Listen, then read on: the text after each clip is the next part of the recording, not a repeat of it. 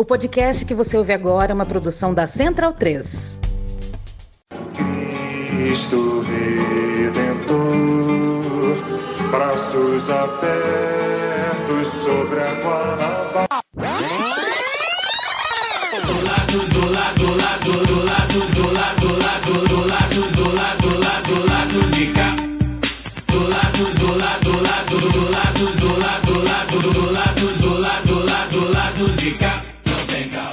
Bom momento, espectadores e espectadoras do Lado B e, claro, bom momento aos ouvintes da Central 3. Hoje é segunda-feira, dia 6 de outubro de 2025 e eu sou o Caio Belandi, direto do Saúl Estúdio, chegando para o Lado B do Rio 373, primeiro aqui no YouTube e depois, claro, no feed de podcast.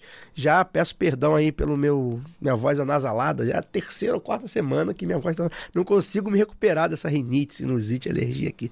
Então peço desculpas aí, mas a gente vai seguir, vai dar um jeito. Você que tá no YouTube já sabe, aquele macetinho de deixar o like, ver se tá inscrito, comentar, dar o feedback. A gente vai falar de cinema hoje. Olha que delícia para vocês comentarem de assunto. Com política, com arte, com cultura. Durante o Festival do Rio. Pois é, mas de cinema, ou seja, vocês podem comentar um monte de coisa aí. Pô, olha que delícia de assunto. Então, comentem aí pra gente tentar aí perder de pouco do algoritmo, porque o algoritmo não nos ajuda. A gente vai estar até com um convidado que vai falar também um pouco sobre isso, porque é um produtor de conteúdo nas redes. O time tá completo novamente, com Daniel Soares aqui ao meu lado, Fagner Torres Lima também no estúdio, além da Luara Ramos via internet. E hoje a gente recebe aqui também no estúdio Felipe Leão, professor e crítico de cinema, apresentador do podcast Vertigem, onde discute, ao lado da Bruna Bidala, o cinema sob uma perspectiva crítica e social. Hoje a gente vai falar, como eu disse na minha abertura, de cinema. Cinema como arte, como cultura, como política, como ferramenta, como indústria. Enfim, é um tema que a gente gosta muito, né? Quem não gosta, né? Mas, Felipe, para falar também de como ele pode ser uma ferramenta de militância, de resistência, de soft power. Bem-vindo, obrigado por tua presença. Muito obrigado, eu que agradeço o convite, sempre conheci vocês, inclusive quando o Ian veio aqui, ele falou que veio, inclusive ele foi no meu programa logo depois que veio no de vocês, então assim, foi incrível lá e foi incrível aqui também, então um prazer enorme estar aqui com vocês. Foi mesmo, o Ian esteve aqui com a gente no Lado B Revista sobre comunicação, que a gente indica também, é um podcast exclusivo do Lado B no YouTube, é um programa de YouTube, um spin-off do Lado B do Rio, que a gente entrevistou o Ian para falar sobre comunicação nas redes, sobre militância nas redes, foi muito legal o programa, e de fato, ele gravou comigo, assim, no mesmo dia, assim, ia gravar lá com você, ele falou até de você. Daniel, vou começar com você trouxe uma pautinha pra gente, uma abertura inicial, né? Então, boa noite. Boa noite. Antes do mesmo, né, do desenrolar do dia, né, o Jornal Globo trouxe a manchete que tá fazendo 2 meses do tarifaço, né? Não 2 meses do tarifaço, mas 2 meses da validade do tarifaço imposto pelo governo Trump ao Brasil. E a manchete é que o tarifaço causou menos efeitos que o esperado, né?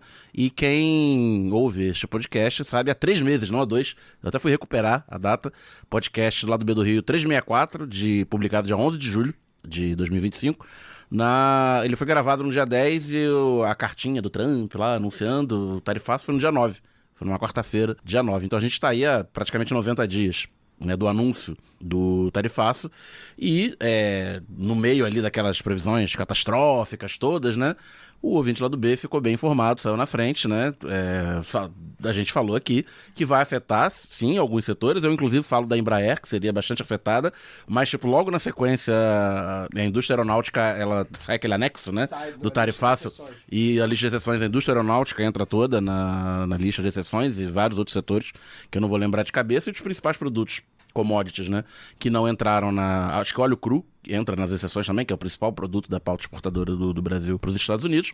E produtos como carne, café, que não entraram nas exceções, acharam novos mercados no mundo, né? Principalmente China, nesses 2 meses. E horas depois dessa manchete, né? De eu ver essa manchete no Globo, porque foi logo cedo, né? A gente abre ali, começa a trabalhar, abre o computador, 8 horas da manhã mais ou menos, vê as principais manchetes nos portais. E lá para as 11 da manhã saiu a notícia, né, de que 10h30 da manhã estava marcada uma conversa via telefônica entre o Lula e o Donald Trump. E pouco depois saiu uma nota nas redes sociais do Lula, outra nota nas redes sociais do Trump. Falaram, conversaram, combinaram de combinar coisas e não é o tema principal do programa. Reforçaram a química, assim, blá blá blá. E, enfim, parece que tende a desescalar as tensões, embora o nomeado para conduzir o processo pelo lado de lá tenha sido Marco Rubio, que é do governo Trump, é o... Não necessariamente o lavista, mas assim, é o núcleo ideológico radical, não que não existam outros malucos radicais, mas a questão do Rubio é especificamente a América Latina, né? E a projeção de poder dos Estados Unidos na América Latina como quintal mesmo, que tem que fazer acontecer, dar golpe, o diabo e tal. Mas enfim, aguardemos cenas dos próximos capítulos, mas nesses 3 meses, né, de maiores tensões, né, um monte de... Aliás, depois desse tarifaço, que são sanções econômicas, as sanções todas aplicadas foram via do Departamento de Estado, do Marco Rubio, né, e tirando a lei Magnitsky, que não está sendo totalmente aplicada contra o Alexandre de Moraes e esposa e tal, foi uma série de cancelamento de visto, inclusive de 8 dos 11 ministros do tribunal, né, com as 3 exceções que nós sabemos quais. E enfim, vale a pena até voltar no programa 364, não só eu falo da parte econômica, mas principalmente Fagner e Luara falam da análise política. Acho que está bastante interessante acompanhar, escutar esse programa do dia 11 de julho com o viés de hoje, né, sabendo que a gente sabe 90 dias depois. Pois é, um pouquinho de honestidade intelectual, você sai na frente, né? O ouvinte do lado B entende que o esperado pelo mercado é sempre distorcido. O mercado erra um pouco, né? Pois é. Infelizmente ganhamos pouco pra falar a verdade, né? Mas eu gostaria de ser mais bem remunerado pra falar a verdade. Deixa seu boa noite então, Fábio. Boa noite, bom momento, dependendo do momento que você tá vendo aí e ouvindo esse podcast. Agradecer a presença do nosso convidado, de todos aqui, de Luara à distância, mas só fazendo um parênteses ao que o Daniel falou, é importante a gente frisar, né? Nós dissemos aqui que os efeitos do tarifaço muito provavelmente economicamente não seriam o alarme todo que foi feito pela mídia empresarial, né? Que inclusive frisou que boa parte dos efeitos seriam sentidos também pela classe média americana, mais até do que a nossa aqui, porque teria o efeito da carne, o efeito do café, o efeito, enfim, de outros produtos brasileiros que são altamente consumidos lá. Mas é bom frisar que o tarifaço ele foi construído, a ideia do tarifaço, ele foi construído como uma reação, na minha visão, e aí na época eu lembro que até escrevi um texto sobre isso, por 2 motivos. Primeiro, como uma reação ao BRICS, foi bem logo depois a semana da cúpula dos BRICS que aconteceu aqui no Rio de Janeiro, e também serviria como uma tentativa de desestabilização social no Brasil, porque a ideia, eles imaginavam que desestabilizando economicamente o Brasil, também desestabilizaria socialmente e poderia levar a uma nova tentativa de golpe, que é o que os Estados Unidos sempre tenta fazer nos países ao sul. Enfim, tem nenhum problema de falar sobre isso. Se a embaixada americana quiser caçar previamente um visto que eu não tenho, tem problema nenhum com isso. Eu não tenho previsão de ir aos Estados Unidos. Mas é isso, é o que eles fazem desde que o Lula fala que nós temos ótimas relações com os Estados Unidos há 200 anos, né? É muito mais ótimo para eles do que para nós, mas tudo bem, né? É retórica, né? É uma retórica, mas ok, é muito melhor para eles do que para nós. Nos Estados Unidos a gente, né, gosta da NBA e olhe lá. Mas é isso, eu acho que assim, hoje a gente vai fazer um programa que promete ser interessante, que a gente gosta de cultura, né? Apesar... Cinema no ar, você não gosta, cinema, não? Eu gosto. Cinema é uma coisa que, cara, de 2023 pra cá eu tenho... De 5 de novembro. De novembro de 2023 pra cá eu tenho consumido muito cinema. Mais cinema do que qualquer outra coisa. E falar de cinema com quem entende é sempre um prazer. Luara, boa noite. Olá, oi Caio, Daniel, Fagner, olá Felipe, boa noite bem rapidinho, porque o tema de hoje tá aquela delícia que a gente vai caminhar pro caos também, porque a gente tem Fagner Torres aqui para poder pesar o clima, então a gente fala que é uma delícia, mas vai ficar melhor, viu, Felipe?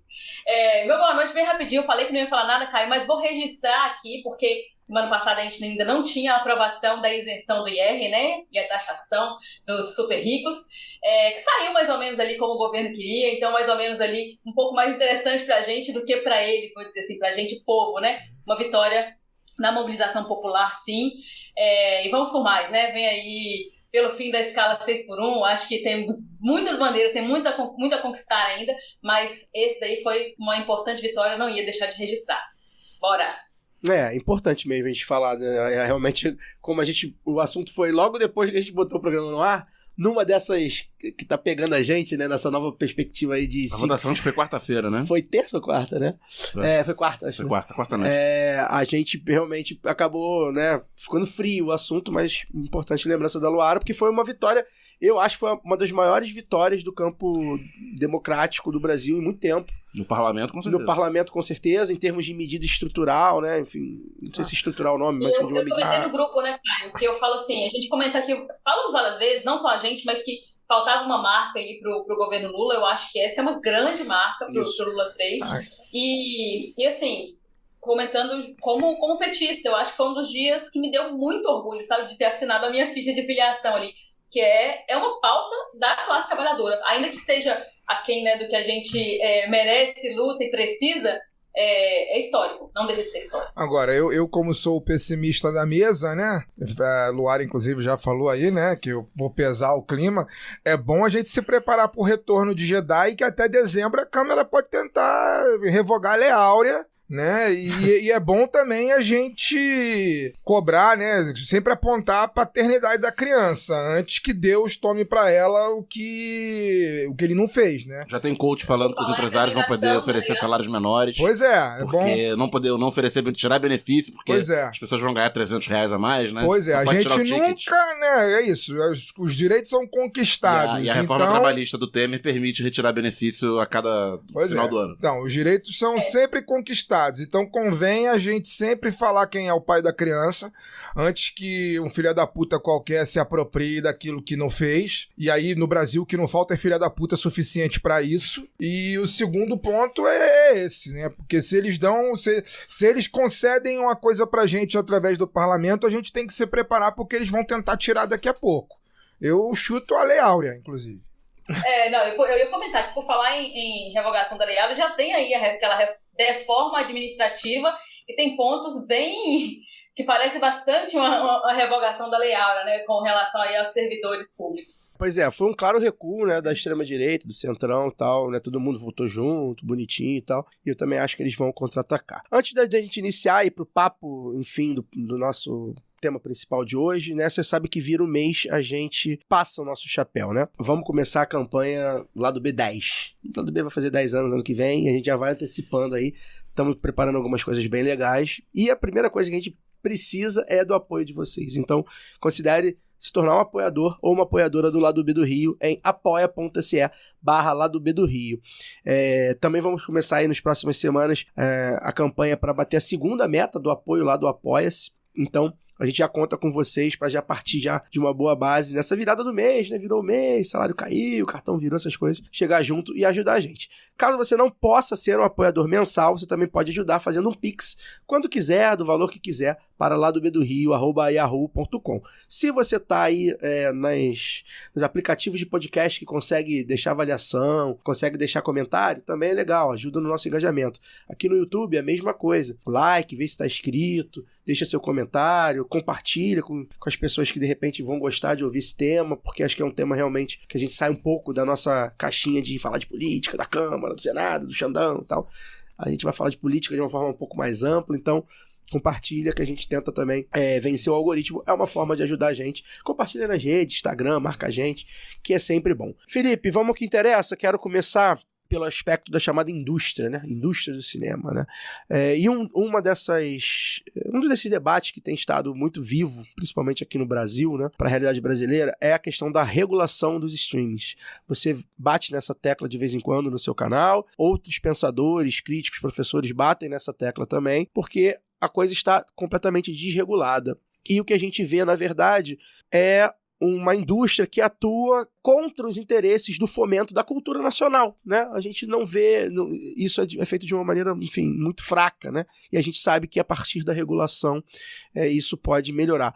Queria, então, primeiro que você falasse como é que você está vendo o cenário atual, né? Que eu acho que é um diagnóstico que você vai fazer pra gente, que eu acho que é grave, né? E, a partir disso, como é que está o debate, né? Em que termos a gente pode fazer esse debate da regulação dos streams, que é uma pauta, inclusive, que o governo Lula ameaçou colocar, recuou, tá aquela coisa tipo, não é prioridade. Sim. Como é que você vê isso? Vamos lá. Então, no campo do cinema, talvez seja hoje a pauta mais urgente, a pauta da regulamentação do streaming. Até porque, entre inúmeras consequências que ela pode trazer, a gente parte de um princípio de que se trata de uma PL que trata especificamente de soberania. E aí vocês estavam até falando anteriormente sobre a questão da taxação do Trump, etc. E a gente viu recentemente que, inclusive, para o cinema houve uma questão de taxação por parte do presidente dos Estados Unidos de 100% para filmes produzidos fora dos Estados Unidos.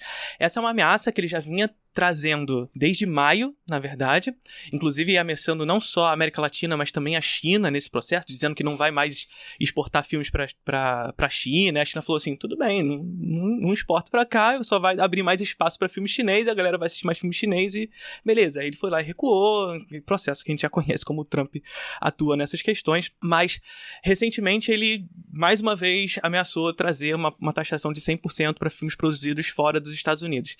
Por que eu trago isso? Porque aqui no Brasil, a gente vem numa discussão tão baixa de não discutir a regulamentação do streaming, que visa trazer uma taxação de 6% para essas empresas estrangeiras que atuam no mercado nacional. Quando a gente fala da taxação de 100% do Trump, a gente de imediato causa alguma estranheza, porque o americano não vê filme estrangeiro, né? Isso que eu ia falar, é um mercado totalmente dominado por eles mesmos. Pois é, então assim, teoricamente, não faz sentido o Trump fazer trazer uma taxação de 100%. Mas tem a questão de que muita coisa é filmada no Canadá. Pois é, exatamente. Então a taxação de 100% que o Trump está trazendo aqui, na verdade, é um processo que denota justamente uma decadência da própria indústria americana como um todo, uma decadência que não está só no cinema, a gente vê as indústrias americanas saindo dos Estados Unidos e indo para outros países pelo mundo através da Divisão Internacional do Trabalho, inclusive a indústria cinematográfica. A gente vê muitos desses filmes tendo parte da sua produção, ou quando não, quase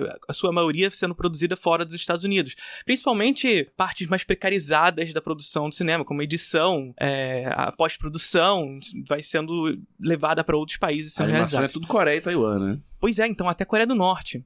Né? Até a Coreia do Norte. Então, assim, é claro que os Estados Unidos eles não vão lá e contratam a Coreia do Norte, mas através de emissão de nota fiscal chinesa, a China vai lá e contrata o serviço da Coreia do Norte. E aí os Estados Unidos vai fazer o quê? Vai sancionar a China? Não vai, né? Então, vai muito assim. Até a Coreia do Norte fazendo alguns episódios de Invencível, que é uma animação da Prime Video, nesse processo de divisão internacional do trabalho.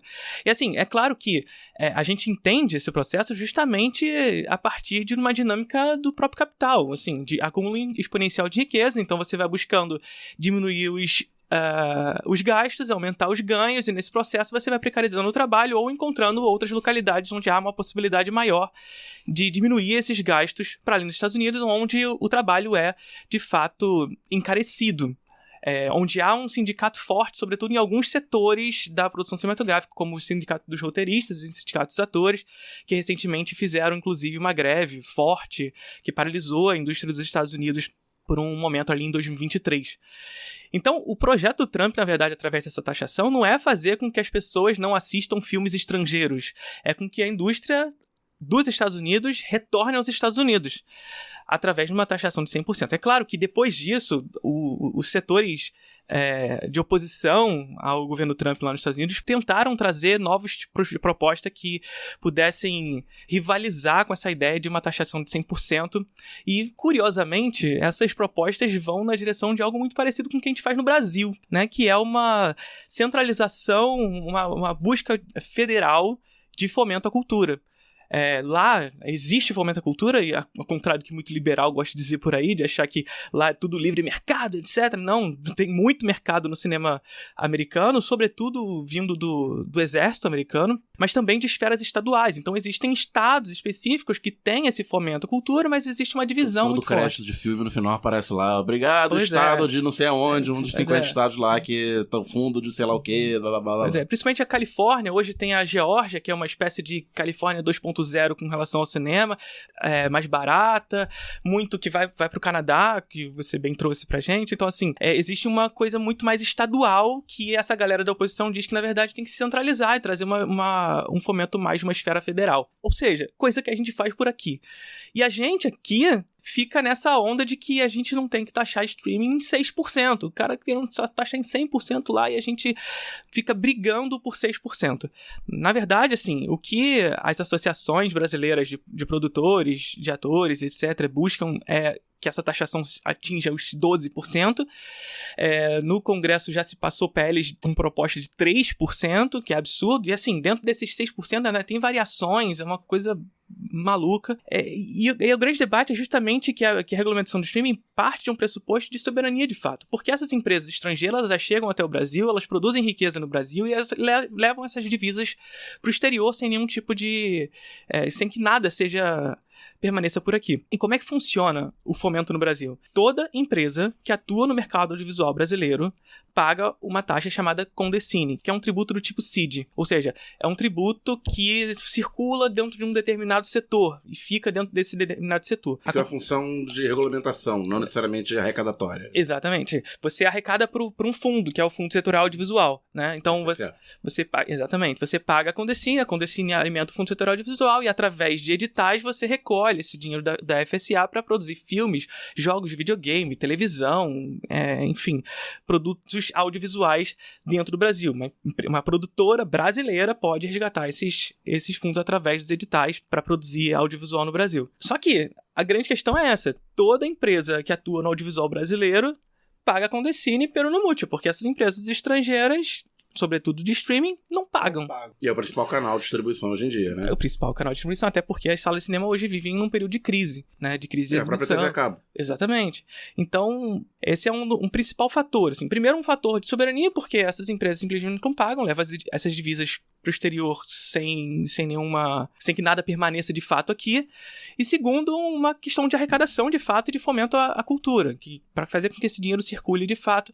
Somado a isso, evidentemente, assim, a gente está pensando num projeto que vai trazer mais arrecadação para o Fundo Setorial Audiovisual e, portanto, aumentar o número de produções e, consequentemente, emprego e etc. Mas, somado a isso, a gente partir do pressuposto de que esse setor é um setor extremamente subaproveitado no Brasil, apesar de ser um dos que mais empregam. Então, um projeto de maior arrecadação sob a tutela de um arcabouço fiscal, que, aliás, é uma outra coisa que a gente pode discutir sobre uma outra esfera, porque, claro, que isso também interfere no investimento em cinema.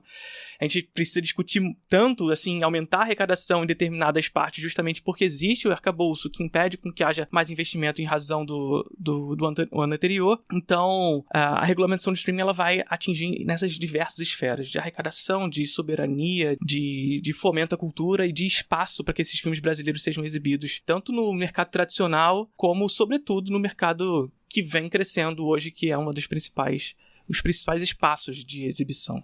Felipe, quero falar contigo sobre soft power. O cinema, no caso dos Estados Unidos, acho que o cinema e o esporte talvez sejam os dois elementos mais visíveis, né, de soft power dos Estados Unidos no mundo. A gente vive hoje no Brasil, né, falando do Brasil especificamente, em função inclusive do que falávamos no início do programa, uma rediscussão sobre soberania nacional, que é uma coisa que andou em baixa no Brasil nos últimos anos, né? Desde 2015 para cá, a gente passou por um golpe de Estado e depois por uma eleição que a gente pode, né, debater o conceito de farsesca aqui depois, mas a meu ver farsesca em 2018, que elegeu um fantoche que esteve no governo durante 4 anos com o intuito de entregar ao Brasil o máximo possível para as potências estrangeiras, principalmente para os Estados Unidos, né? Hoje a gente rediscute isso, né, a partir da eleição do Lula e principalmente a partir do tarifaço, né, que o governo brasileiro finalmente ele encampou a ideia de que o Brasil é dos brasileiros e trouxe esse imaginário de novo para a discussão. E eu queria que a gente falasse como que o cinema entra nessa discussão da construção do Brasil enquanto país e da construção do Brasil enquanto potência. onde que você vê espaço para isso? Você acha que isso é trabalhado no cinema nacional? Você acha que os cineastas brasileiros têm essa dimensão da importância do cinema nacional como construção do Brasil como país importante, como potência regional, como liderança do sul global e por aí vai? Bom, assim, o cinema brasileiro, e aí é uma coisa importante pra gente partir desse pressuposto, porque a gente, aqui no Brasil, o espectador brasileiro lida com o cinema nacional como gênero e o cinema americano como nacional. Verdade. Né? Então, esse é o grande perigo, na verdade. E assim, quando eu digo isso, não é numa perspectiva de individualizar o problema e, portanto, jogar o problema no espectador brasileiro. A culpa é do espectador brasileiro por isso estar acontecendo. Não, isso é um processo histórico que é carregado de um processo de sabotamento do cinema brasileiro. Então, historicamente, o cinema brasileiro passa por inúmeros movimentos e uma história riquíssima, que, inclusive de construção desse imaginário do que é Brasil, dessa identidade brasileira, que é uma imaginação, se a gente pegar Benedict Anderson para debate, etc., é uma imaginação, mas, apesar de ser uma imaginação, é uma ideia a ser seguida, a ser encampada, que foi perseguida pela galera do cinema novo, lá na década de 60, até meados dos anos 70, passam pela ditadura militar ali, enfim. Depois, o cinema marginal. Depois, a gente passa na década de 70 pelas pornochanchadas, enfim, a retomada, etc. A gente vai ter, enfim, inúmeros movimentos ao longo da história do cinema brasileiro que vão caminhar na direção de um sabotamento estrangeiro. E veja só o que eu estou dizendo. A gente tem o cinema novo, que se inicia ali por volta do início da década de 60. 64 se inicia a ditadura militar brasileira, ou seja, um sabotamento de um dos nossos principais movimentos na história do cinema brasileiro, que o Glauber traz pra gente justamente, o Glauber Rocha traz pra gente a ideia da estética da fome, que é justamente trazer a fome como manifestação cultural da violência do antigo terceiro mundo e fazer com que o colonizador não mais enxergue a fome brasileira, a fome da América Latina como uma caricatura do colonizador, mas sim, a partir de agora, como uma estética, de fato, que movimenta uma perspectiva de luta de classes, inclusive, mas que atravessa pela ditadura militar. Você consegue produzir até 67, né? Terra em Trans ali, sim, 68 é o AI-5 aí. Sim, mas e aí tem todas as contradições envolvendo nisso, sim, porque a galera do cinema novo, a partir do AI-5, ela começa a se embrenhar junto com a galera com a Embrafilme. A Embrafilme, que foi a agência de filme, não era agência, era a empresa brasileira de filmes que financiava diretamente a produção cinematográfica, e os cinemanovistas pegavam o financiamento da Embrafilme também. Presidente Celso Amorim. Pois é. Olha aí. E aí, a partir da Embrafilme, é isso. A galera do cinema novo se viu na necessidade de esvaziar suas pautas, ao mesmo tempo que a galera que os militares entendiam que essa galera que sabia fazer filme. E, portanto, tinha uma possibilidade de levar o Brasil para o estrangeiro, né? Então, acabou que se misturou um pouco as questões ali e, infelizmente, justamente a partir desse momento, as pautas cinemanovistas foram esvaziadas um tanto.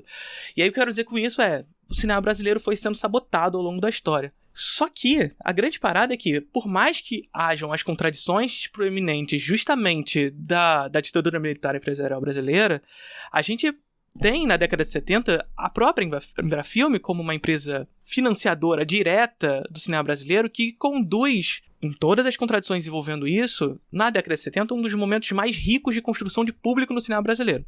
Que é justamente a época das pornochanchadas, mas também do cinema erótico brasileiro como um todo. Dona Flor é o recorde de bilheteria até muitos anos, até os anos 2000, até o Tropa de Elite. Pois é, exatamente. 30 anos. Exatamente. E não só isso, a gente só bateu o número de salas no Brasil da década de 70 em 2016. Então a gente tinha mais sala no Brasil na década de 70 do que em 2016. Só na geografia da cidade aqui. Se a gente anda pelo subúrbio, não tem mais. Cinema, tem só mais. no shopping. Só no shopping. Tem. Pois é. Mas todo cinema de rua acabou. Cinema de é. rua no subúrbio acabou. Pois é, mas aí a gente... Mesmo Zona Sul tem pouco. E é essa questão geográfica que a gente vai discutindo em volta disso. Mas a gente pensar também que ali na década de 70 a gente estava cantando 90 milhões em ação pra frente do Brasil salvar a seleção. Então, assim, eram 90 milhões de habitantes no Brasil, ainda mais concentrado nas grandes cidades do que era hoje, ainda mais concentrado nas regiões sul-sudeste do que é hoje, e ainda assim a gente tinha mais sala na década de 70 do que até 2016.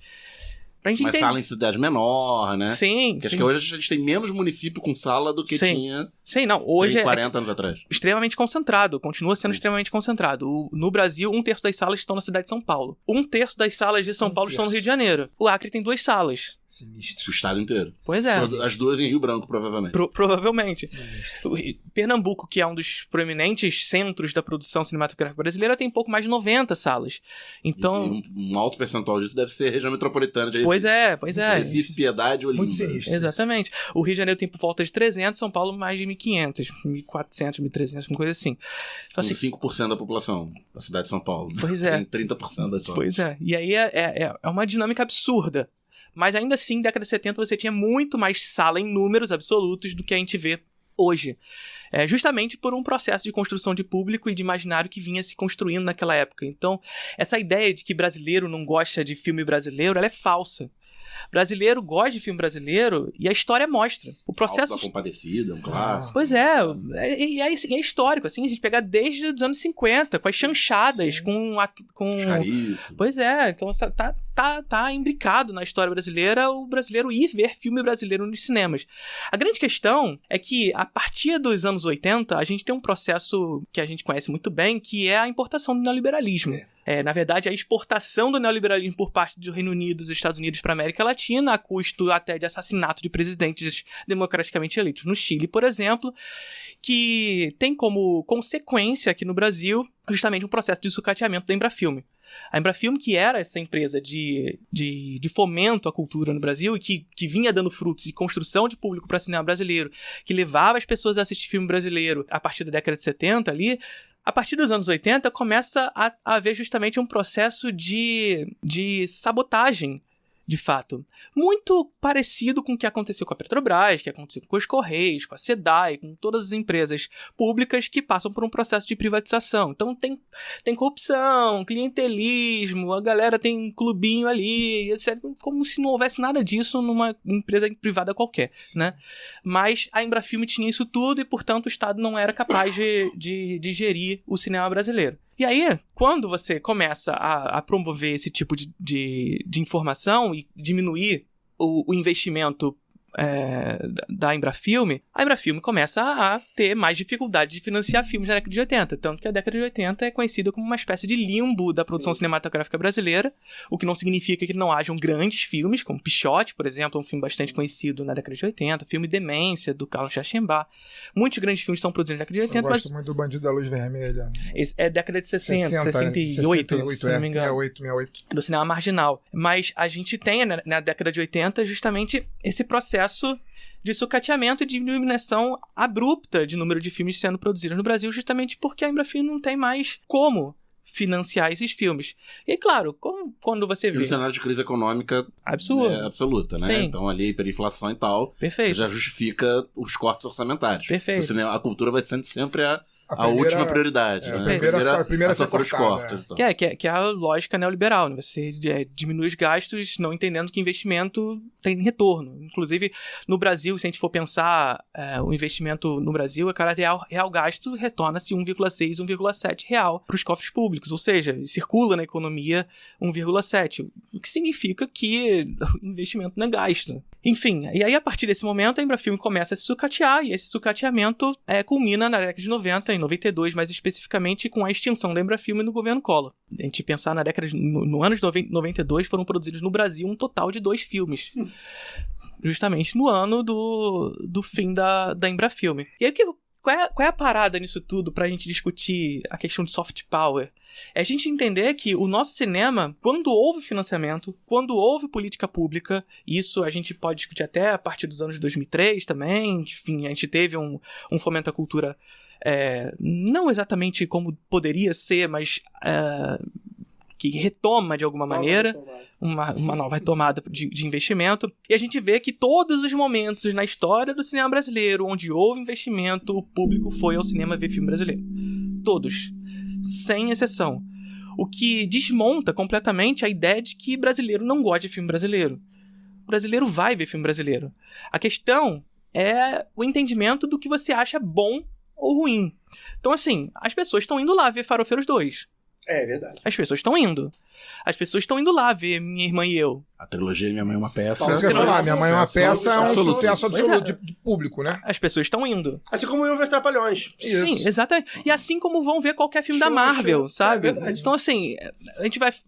Se a gente for partir do pressuposto... outro pois debate. se a gente for partir do pressuposto de que a qualidade de um filme é determinada pelo tanto de pessoas que vão assisti-lo, a gente vai precisar pegar a lista de maiores bilheterias de todos os tempos e dizer que ali estão os melhores filmes feitos. E aí vocês vão ter que me dizer que Rei Leão, aquela refilmagem, é um dos melhores filmes já feitos. Avatar. Que é o J.B. Tanco, que é o diretor dos Trapalhões, ele tem acho que 8 dos 10 maiores públicos. Assim, a lista. Então, assim, não é exatamente o número de pessoas que vão ao cinema que determina a qualidade do filme. Mas é fato histórico que as pessoas gostam de assistir filme brasileiro. Porque se conecta com a nossa realidade. Só que há esse processo histórico de sabotamento. E aí, quando a gente pergunta para qualquer pessoa, e aí eu digo qualquer pessoa, mais uma vez, não individualizando o problema, porque o problema não é essas pessoas, mas uma construção de hegemonia cultural que parte de uma ideia de uma classe dominante. Quando a gente pergunta para qualquer pessoa se a pessoa gosta de cinema brasileiro, e se essa pessoa diz que não gosta, por que ela não gosta, a gente já sabe quais são as respostas. E geralmente porque cinema brasileiro é ruim por quê? Porque é filme para sociólogo ver, só tem filme de favela, ou... Filme denúncia. É filme denúncia, ou é filme só tem putaria. Putaria e palavrão. Putaria e palavrão, ou é filme de comédia pastelão. E a grande questão é que todas essas três respostas partem de um processo de apagamento da memória do cinema brasileiro. Porque comédia pastelão é a chanchada brasileira. Cinema de denúncia, cinema para o sociólogo ver, é o cinema novo, é o cinema marginal. Cinema de putaria é a porno chanchada. Então, todas as coisas que demonstram o porquê, teoricamente, supostamente, o cinema brasileiro é ruim, vão na direção de apagar a memória do cinema brasileiro. Isso é articulado, é muito bem articulado. Tem uma questão da popularidade também, né? Ou seja, a gente tá falando de 3 elementos muito populares, principalmente chanchada e porno chanchada, né? Eram populares, levavam muita gente, e aí se levou muita gente ao cinema, que aí a gente volta pro Paulo Gustavo, pros farofeiros. Não, pô, muito popular demais, aí também não é muito bom, não, né? E tipo, porque o cinema americano também não tem Adam Sandler. Pois é. Não tem palavrão, o cinema americano, não tem nada disso. E eu fico ainda mais abismado, porque assim, é o que eu disse, a década de 70 foi um dos momentos mais proeminentes de construção de público no cinema brasileiro. A boa parte das maiores bilheterias da história do cinema brasileiro estão lá. Agora, cadê esse público? Porque é isso, se a gente pergunta pro nosso pai, pro nosso avô, que teoricamente é essa galera que viveu esse momento, o cinema brasileiro é horrível porque só tem putaria, mas tava lá. Mas agora diz que não tá. Esse público é aquele público que é público fantasma, sabe? Parece filme do Edir Macedo. Ele não existe. Agora ninguém quer falar. São sessões lotadas, sessões sold out com 2 pessoas no Pois mas ninguém quer falar. Felipe tava falando, antes de passar pra Lu, né? O Felipe tava falando sobre sala de cinema, né, cara? Eu, particularmente, fico muito chocado, assim, porque, pô, nós, né, assim, nós crescemos no subúrbio do Rio de Janeiro, Daniel, na Zona Oeste. Cara, o meu bairro, onde eu nasci, fui criado e vivo até hoje, era rodeado de sala de cinema, de cinema em Bom Sucesso, cinema em Ramos, cinema na Penha, 2 ou 3 cinemas Rua e Madureira, tinha cinema em Vaz Lobo. O primeiro filme que eu vi na vida foi Os Trapalhões, acho que foi Os Trapalhões na Serra Pelada, ou Os Trapalhões do Rei do Futebol, eu acho. No cinema de rua de Ramos, no Cine Ramos.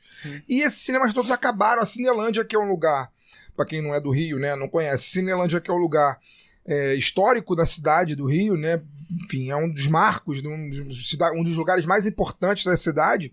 É Cinelândia porque ali tinham quantos cinemas? Muito. Tipo, 20 cinemas numa praça. Numa praça tinham 20 cinemas. Essa praça as pedras. E hoje... Era Cinelândia 2.0. E hoje não tem nada. Assim, hoje não tem nada. Hoje, se você quiser ir num cinema de rua no Rio de Janeiro, por exemplo, você tem que ir a Santa Teresa. Botafogo. Tem um em Botafogo, tem em Laranjeiras agora. Tem um... Tem um no Alemão, né? As obras do PAC, na época da construção das obras do PAC, construiu o cinema na Nova Brasília. Mas são raríssimos, né, cara? No geral, os cinemas de rua estão ligados a uma espécie de cultuamento do cinema hoje. Ou seja, nos espaços mais elitizados da cidade. Geralmente. E aí, isso é uma parte que também me toca muito, porque eu também sou geógrafo. Então, essa dinâmica do capital... da ida do cinema da rua pro shopping, do shopping pro streaming, tá muito ligado justamente a essa própria dinâmica. Então o cinema, ele tava na rua, e esse espectador, ele era, antes da chegada do shopping, um espectador específico, né? Então ele saía da sua casa e ele ia pro cinema no seu bairro, e portanto ele não percorria grandes distâncias, mas ele vivia a cidade. Ele é o que a gente chamava de direito à cidade. Então você sai da sua casa, você percorre pelo seu bairro, muitas vezes a pé, até o cinema que está próximo da sua casa, você assiste filme e, portanto, você saiu de casa para ver filme, você volta para sua casa, ou então você fica ali circulando e conversando com os amigos. No cinema de rua etc. do meu bairro, em Campo Grande, quando eu era adolescente, eu via qualquer coisa. Exatamente. Ele era baratinho, era R$2, eu acho, a meia entrada, e eu via, assim, qualquer coisa. Sim. Tinham 2 salas, eu via os 2 filmes da semana. Pois é. Então eu via qualquer coisa mesmo. Porque é isso, você tem uma dinâmica de cinema enquanto produto no cinema de rua, mas muito menos massificado quando ele sai da rua e vai pro shopping. Ou seja, essa dinâmica da rua pro shopping é justamente um processo de intensificação da lógica da produtificação do cinema.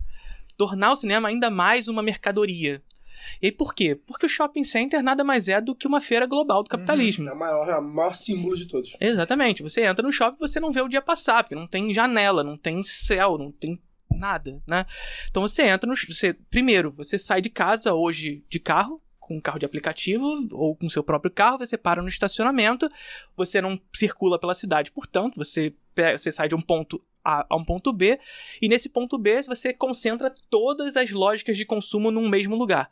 Aquelas lógicas de consumo que você iria fazer na cidade e, portanto, pertencer a ela, agora vão se concentrar num mesmo lugar que é destituído dessa cidade, né? E naquele lugar você vai ver produtos do mundo concentrados num único lugar. É justamente essa dinâmica do global no local. E não ao acaso o cinema está no último andar desse shopping, né? Para que você passe por todas as etapas de consumo. Então você vai hoje... Quando o shopping é mais horizontal, lá no final. Lá no final. E aí, diferente do que era anteriormente, você saía como um espectador específico, saía de casa, você consumia a cidade, você ia no cinema, conversava sobre filmes ali. Agora não. Agora você sai de casa de um ponto A a ponto B, sem consumir a cidade, e dentro você até tá indo pra ir no cinema. Mas você vai no cinema, você vai comprar uma casquinha, você vai ver uma roupa que talvez você tenha gostado, você vai no shopping, você vai comer um fast food, um chocolate naquelas lojas de lá, você vai comprar o chocolate, vai pegar a pipoca e finalmente você vai no cinema. E a gente discute por que o cinema tá caro. Tá caro porque o processo de ir ao cinema tá caro. Porque o cinema hoje é cada vez mais um produto, é cada vez mais uma mercadoria, onde a dinâmica de consumo é intensificada. Você não mais só vê filme. Você precisa de todas essas etapas de consumo, e a consequência disso é que os filmes que estão nas salas de cinema no shopping são também produtos, cada vez mais produtificados. E depois disso, a gente tem uma terceira dinâmica, que é a saída do shopping center pro cyberespaço, né? Hoje, a experiência shopping é uma experiência em crise. Tanto que a gente vê hoje o que a gente está vendo com muita clareza, que é a crise do mercado exibidor. Isso não é no Brasil, é no mundo. Existe uma crise do mercado exibidor de cinema que tem tentado retomar no pós-pandemia, mas por mais que alguns desses países tenham conseguido retomar um pouco essa dinâmica, não como havia antes, justamente por conta da chegada desse cyberespaço, da massificação, melhor dizendo, do uso do cyberespaço. E por cyberespaço a gente está falando de streaming aqui. Mas não só streaming. Porque qual é a grande questão do cyberespaço? É que, se lá no cinema de rua o espectador ele era um espectador específico, que ele ia para consumir só o cinema e ir embora, no cinema de shopping ele ainda tem a distância. Por mais que essa distância concentre todas as dinâmicas de consumo num único lugar, ele sai de um lugar, vai para esse lugar e vai para um outro lugar, e nesse lugar ele consome tudo. Mas ainda tem a distância da casa pro shopping. O cyberespaço torna o capital permanentemente ativo, permanentemente presente. Então você vai querer ver um filminho de noite, mas você não precisa ir no cinema. Você fica em casa. Mas não só isso. O filminho talvez, de repente pede uma comidinha, né? Aí você pede a comida também. No aplicativo. No aplicativo. Você... Até o livro, você vai lá e vai comprar no aplicativo. Você vai fazer todas as dinâmicas de consumo centralizando na sua própria residência, tem um aplicativo que ele te dá entrega grátis no aplicativo de compra de livro. Pois é. E aí você concentra todas as dinâmicas de consumo na sua própria casa. Ou seja, existe um processo ao longo da história não só no cinema, mas nas outras áreas também, mas para falar de cinema em específico, um processo de retirar a coletividade da experiência do cinema, que tinha ali no cinema de rua, né, que essas pessoas se reuniam para ver cinema, se ficar sentado ali conversando sobre cinema depois, e você vai num processo de individualização dessa experiência cada vez mais, até chegar na nossa casa. E aí, nesse lugar, a experiência é cada vez mais individual e não tem... E Luara não quer que eu seja pessimista, tá vendo? Estamos em crise. Aí, Luara, vai, aproveita e vai. Mas eu vou puxar um negócio assim, que eu acho que eu que vou pesar mais o clima ainda agora, porque pegando aí já desse lance mesmo do streaming, do cyberespaço que você falou, Felipe, aí a gente entra lá nos streams, paga um monte de streaming diferente, inclusive pra ver futebol hoje tá um inferno. Aí você chega lá na hora pra escolher um filme, fica existe esse termo ainda pra zapear, igual fazia com TV? Fica ali mexendo e parece que não acha nada. Sim. Por que a gente tem essa sensação de que não tem nada? Por que esse esvaziamento? Ou pior ainda, que é tudo igual, né? Essa coisa da algoritmização da produção ali. Ou que, para usar uma coisa, né, pra entregar a idade, que não se faz mais filme bom como antigamente. Por que a gente tem essa sensação?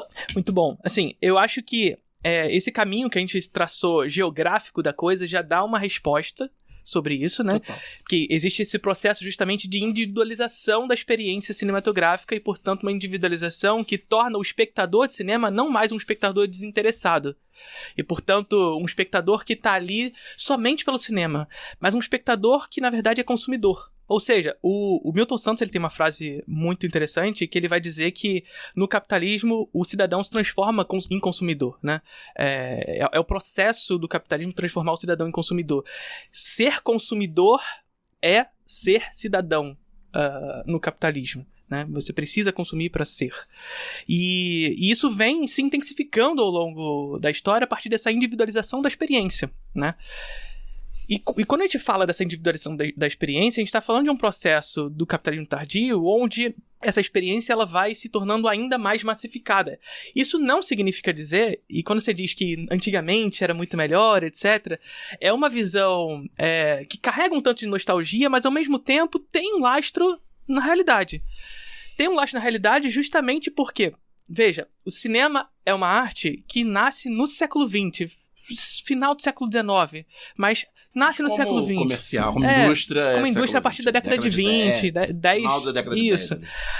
Method Artists é 19, eu acho. Isso, por aí, década de 10. A gente tem o Griffith ali, já na década de 10, enfim, já construindo uma indústria. Em Hollywood, na França também, enfim. Então, década de 10, 20 do século XX, o cinema surge como uma indústria de fato. Ou seja, diferente das outras artes, o cinema é uma arte já surge dentro de uma perspectiva, dentro de um contexto de capitalismo industrial. Isso significa que o cinema já nasce num contexto específico de um processo de individualização dos sujeitos. Só que, ao longo da história, como tudo no capitalismo, há um processo de intensificação dessas consequências, que são causados pelas contradições capitalistas. Então, a partir da década de 80, por exemplo, que é o momento onde tem o boom dos shopping centers, a gente tem também, não por acaso, a discussão sobre essa ideia de capitalismo tardio, que depois se intensifica ainda mais com o surgimento da internet. Ou seja, o que eu quero dizer é, o que a gente vem vendo acontecer, essa ideia de cinema de algoritmo, por exemplo, ela é nova, mas não é. Porque ela nada mais é do que um processo do que já vem acontecendo ao longo da história do cinema. Dessa arte de pouco mais de 100 anos. A gente vê esse capitalismo se desenvolvendo ao longo da história sempre em direção a esse processo de individualização. Então veja, por exemplo, que o cinema como experiência surge nessas salas de cinema. Mas logo chega a televisão, por exemplo. E a televisão nada mais é do que um processo de individualização do sujeito, ou seja, levar essa experiência de fora de casa para dentro de casa para um consumo familiar. Só que isso não basta, porque existe um processo para que esses filmes cheguem até a televisão, e o cinema ele consegue de alguma maneira se reinventar aquela época para levar uma nova experiência para esses espectadores. Aí surge o VHS, por exemplo. E o VHS faz com que o espectador tenha a possibilidade de copiar os filmes e trazer para sua casa. É a ideia na hora que ele quer. E ver na hora que ele quer, um processo de reprodução, de reprodutibilidade. Exatamente. parar, avançar, retroceder, e você inclusive modifica a dinâmica do próprio filme. Faz com que o espectador seja um pouco autor do filme que ele assiste. E aí os filmes mudam muito por isso, porque se o espectador tem a possibilidade de mudar de canal, eu preciso estimular esse espectador para que ele não mude de canal. Então os filmes começam a ficar cada vez mais rápidos, cada vez mais velozes. Você precisa ter um grande acontecimento no início do filme. Que é a lógica do algoritmo atual. Que é a lógica do algoritmo atual. Porque isso causa um estranhamento pra gente assistir filmes dos anos 60 pra trás. Exatamente. 2 horas é coisa nada. Exatamente. Causa um estranhamento quando você não tá acostumado, né? Com o ritmo mesmo. Hoje em dia a galera vê um filme... Criança, então, pra ver filme antigo. Sim. Hoje em dia a galera pega um filme que tem um tempo um pouquinho mais esticado, que demora um pouquinho mais pra alguma coisa grande acontecer, pô, é um parto. Né? E isso, assim, é mais uma questão do que a gente falou antes. Não é que as pessoas não gostem. É sobre um entendimento sobre o que é gosto. Inclusive se reflete na música, né? Sim. Total. Alguém fez um estudo tem mais que... introdução, mais não tem mais introdução. Lançando 20 minutos de introdução. Se reflete nos podcasts também. Isso se reflete nos podcasts também. Os podcasts por mais de 30 minutos é uma eternidade. Virou corte. Não, a música é isso. A música ela é feita pra viralizar no TikTok com 15 segundos. Então você acha que tem essa percepção? Acho que eu entendi o que você falou, concordo também. Acho que tem essa percepção também, porque vamos pensar nas produção, né? Se a gente for pegar em série, assim, mas você via as sessões lá de uma locadora, só que você ia à locadora com muito menos frequência do que você olha o aplicativo de streaming, né? Que aí tá ali o tempo todo e você tá enxergando aquele negócio nichado, porque me incomoda muito, algumas recomendações me ofendem, sabe? Recomendar pra você, eu falo, pô, sério? Porque também era uma curadoria muito mais humana, né? Sim, você tinha lá o cara da locadora. Geralmente conhecia. O cara não, separava lá de alguma forma que era muito mais humano. Isso funciona na música também, né? A playlist, a coisa do recomendado pra você, era diferente quando você ia, né, ouvir lá a musiquinha do CD, né? Porque você já tinha ali uma curadoria humana ali, tinha as pessoas que estavam ali, o que você gosta, mais ou menos ali. Hoje é isso, assim, recomendado pra mim, tipo, pra mim? Tem certeza que é pra mim? E a outra coisa, além de as pessoas estão ouvindo, né? Você ter essa grande, né, disponibilidade de diversos títulos e tal, mas você não conseguir achar algo pra ver, às vezes você tá lendo alguma coisa, conversando com alguém, às vezes até num grupo de WhatsApp mesmo, filme tal, do diretor tal, vou ver se tá em alguma plataforma. Primeiro, é difícil... Sim. Mesmo quando tem, é difícil você achar. Você tem que ir lá pro filme tal plataforma. Aí aparece, às vezes tá no Prime Video dos Estados Unidos. Aí você entra no seu, não tem disponível pra essa área. E aí você descobre que não tá disponível em streaming nenhum. Paga, às vezes, então você tem a área paga, você tem que pagar mais. Então muitas vezes, apesar de ter tanta coisa disponível, também tem um apagão. Então, né, e a produção brasileira se encaixa totalmente nisso, porque os estúdios produzem, as produtoras produzem, às vezes não consegue vender, nenhuma grande operadora de streaming se interessou, então o filme tá lá num apagão, ele não tem mídia em lugar nenhum. E é por isso que é importante, inclusive, o processo da regulamentação do streaming, para que esses filmes estejam lá disponíveis. Laura, você ia complementar? Não, eu ia comentar que isso entra até né, o Felipe já colocou, na questão de memória mesmo, assim, porque o streaming, ele traz um novo fator, né? Porque pensar a distribuição, hoje você vê que tem filmes que eles são lançados ao mesmo tempo, às vezes, né? É uma estratégia ali dos estúdios, mas essa coisa da memória, né? Você não tem filmes, poxa, às vezes eu quero ver um filme antigo, assim, você pensa que um catálogo de um grande streaming, né? Uma grande plataforma de streaming vai trazer, né, aqueles filmes antigos, você, poxa, viu ali na sua infância, e não tem, você não acha em lugar nenhum. Aliás, a gente acha, às vezes, no YouTube, piratão, numa qualidade muito ruim, só dublado, mas é a forma de você ver aquilo ali, tá em algum lugar. E pensando em distribuição, então, de filme nacional, é um negócio maluco, porque tem, às vezes, assim, parece que lança tudo de uma vez, tipo, agora, tem um monte de filme nacional que eu tô a fim de ver, mas você não consegue ter tempo pra poder ir até os cinemas onde passa os filmes, porque nunca é cinema de shopping. Você tem que ir correndo. E aí porque fica uma semana em duas salas. E aí depois você não acha em lugar nenhum. E até às vezes, assim, deu por um acaso da vida encontrar um produtor e ele fala, pô, não, que minha produtora que fez esse filme e que um amigo recomendou do Festival Cinema de Tiradentes e ele me passou a senha pra poder assistir, porque não tava no famoso link. Olha que link do autor. O Paulo Júnior esteve aqui com a gente, o Paulo Júnior é cineasta, jornalista, nosso amigo, no Lado B Revista 16, e uma das coisas que ele fala é exatamente isso, ele dá um dado. Vou pegar aqui a ordem de grandeza, não sei se esse dado é exatamente isso, você pode confirmar, né? Que dos 100 filmes brasileiros lançados em 2010, sim, 15 anos atrás, metade não está em lugar nenhum. Pelo menos 50% você 2010, não vê. É ontem, né? 2010, Não é 1960. 15 anos. Você não vê, né? Aí ele fala que tá no link, às vezes o autor deixou lá, esqueceu, você vê no YouTube numa live que transmitiu e ficou lá perdido e tal. Então vai tudo aqui, vai ao conto desse apagamento do algoritmo, da coisa da mercantilização, da ultramercantilização, da soberania, vai tudo dialogando aqui com o que a gente tá falando. Né? Porque assim, quando a gente fala, por exemplo, de discussão sobre estética, a gente tem uma impressão de que a estética ela é só um ramo de discussão sobre o que é belo, né? Só que dentro do ramo da estética a gente discute gosto também. Então, e por que isso é muito importante? Porque a gente tem uma impressão no senso comum de que falar de gosto é uma coisa muito individual. E, portanto, cada um tem seu gosto, não é pra discutir o gosto e pronto, acabou.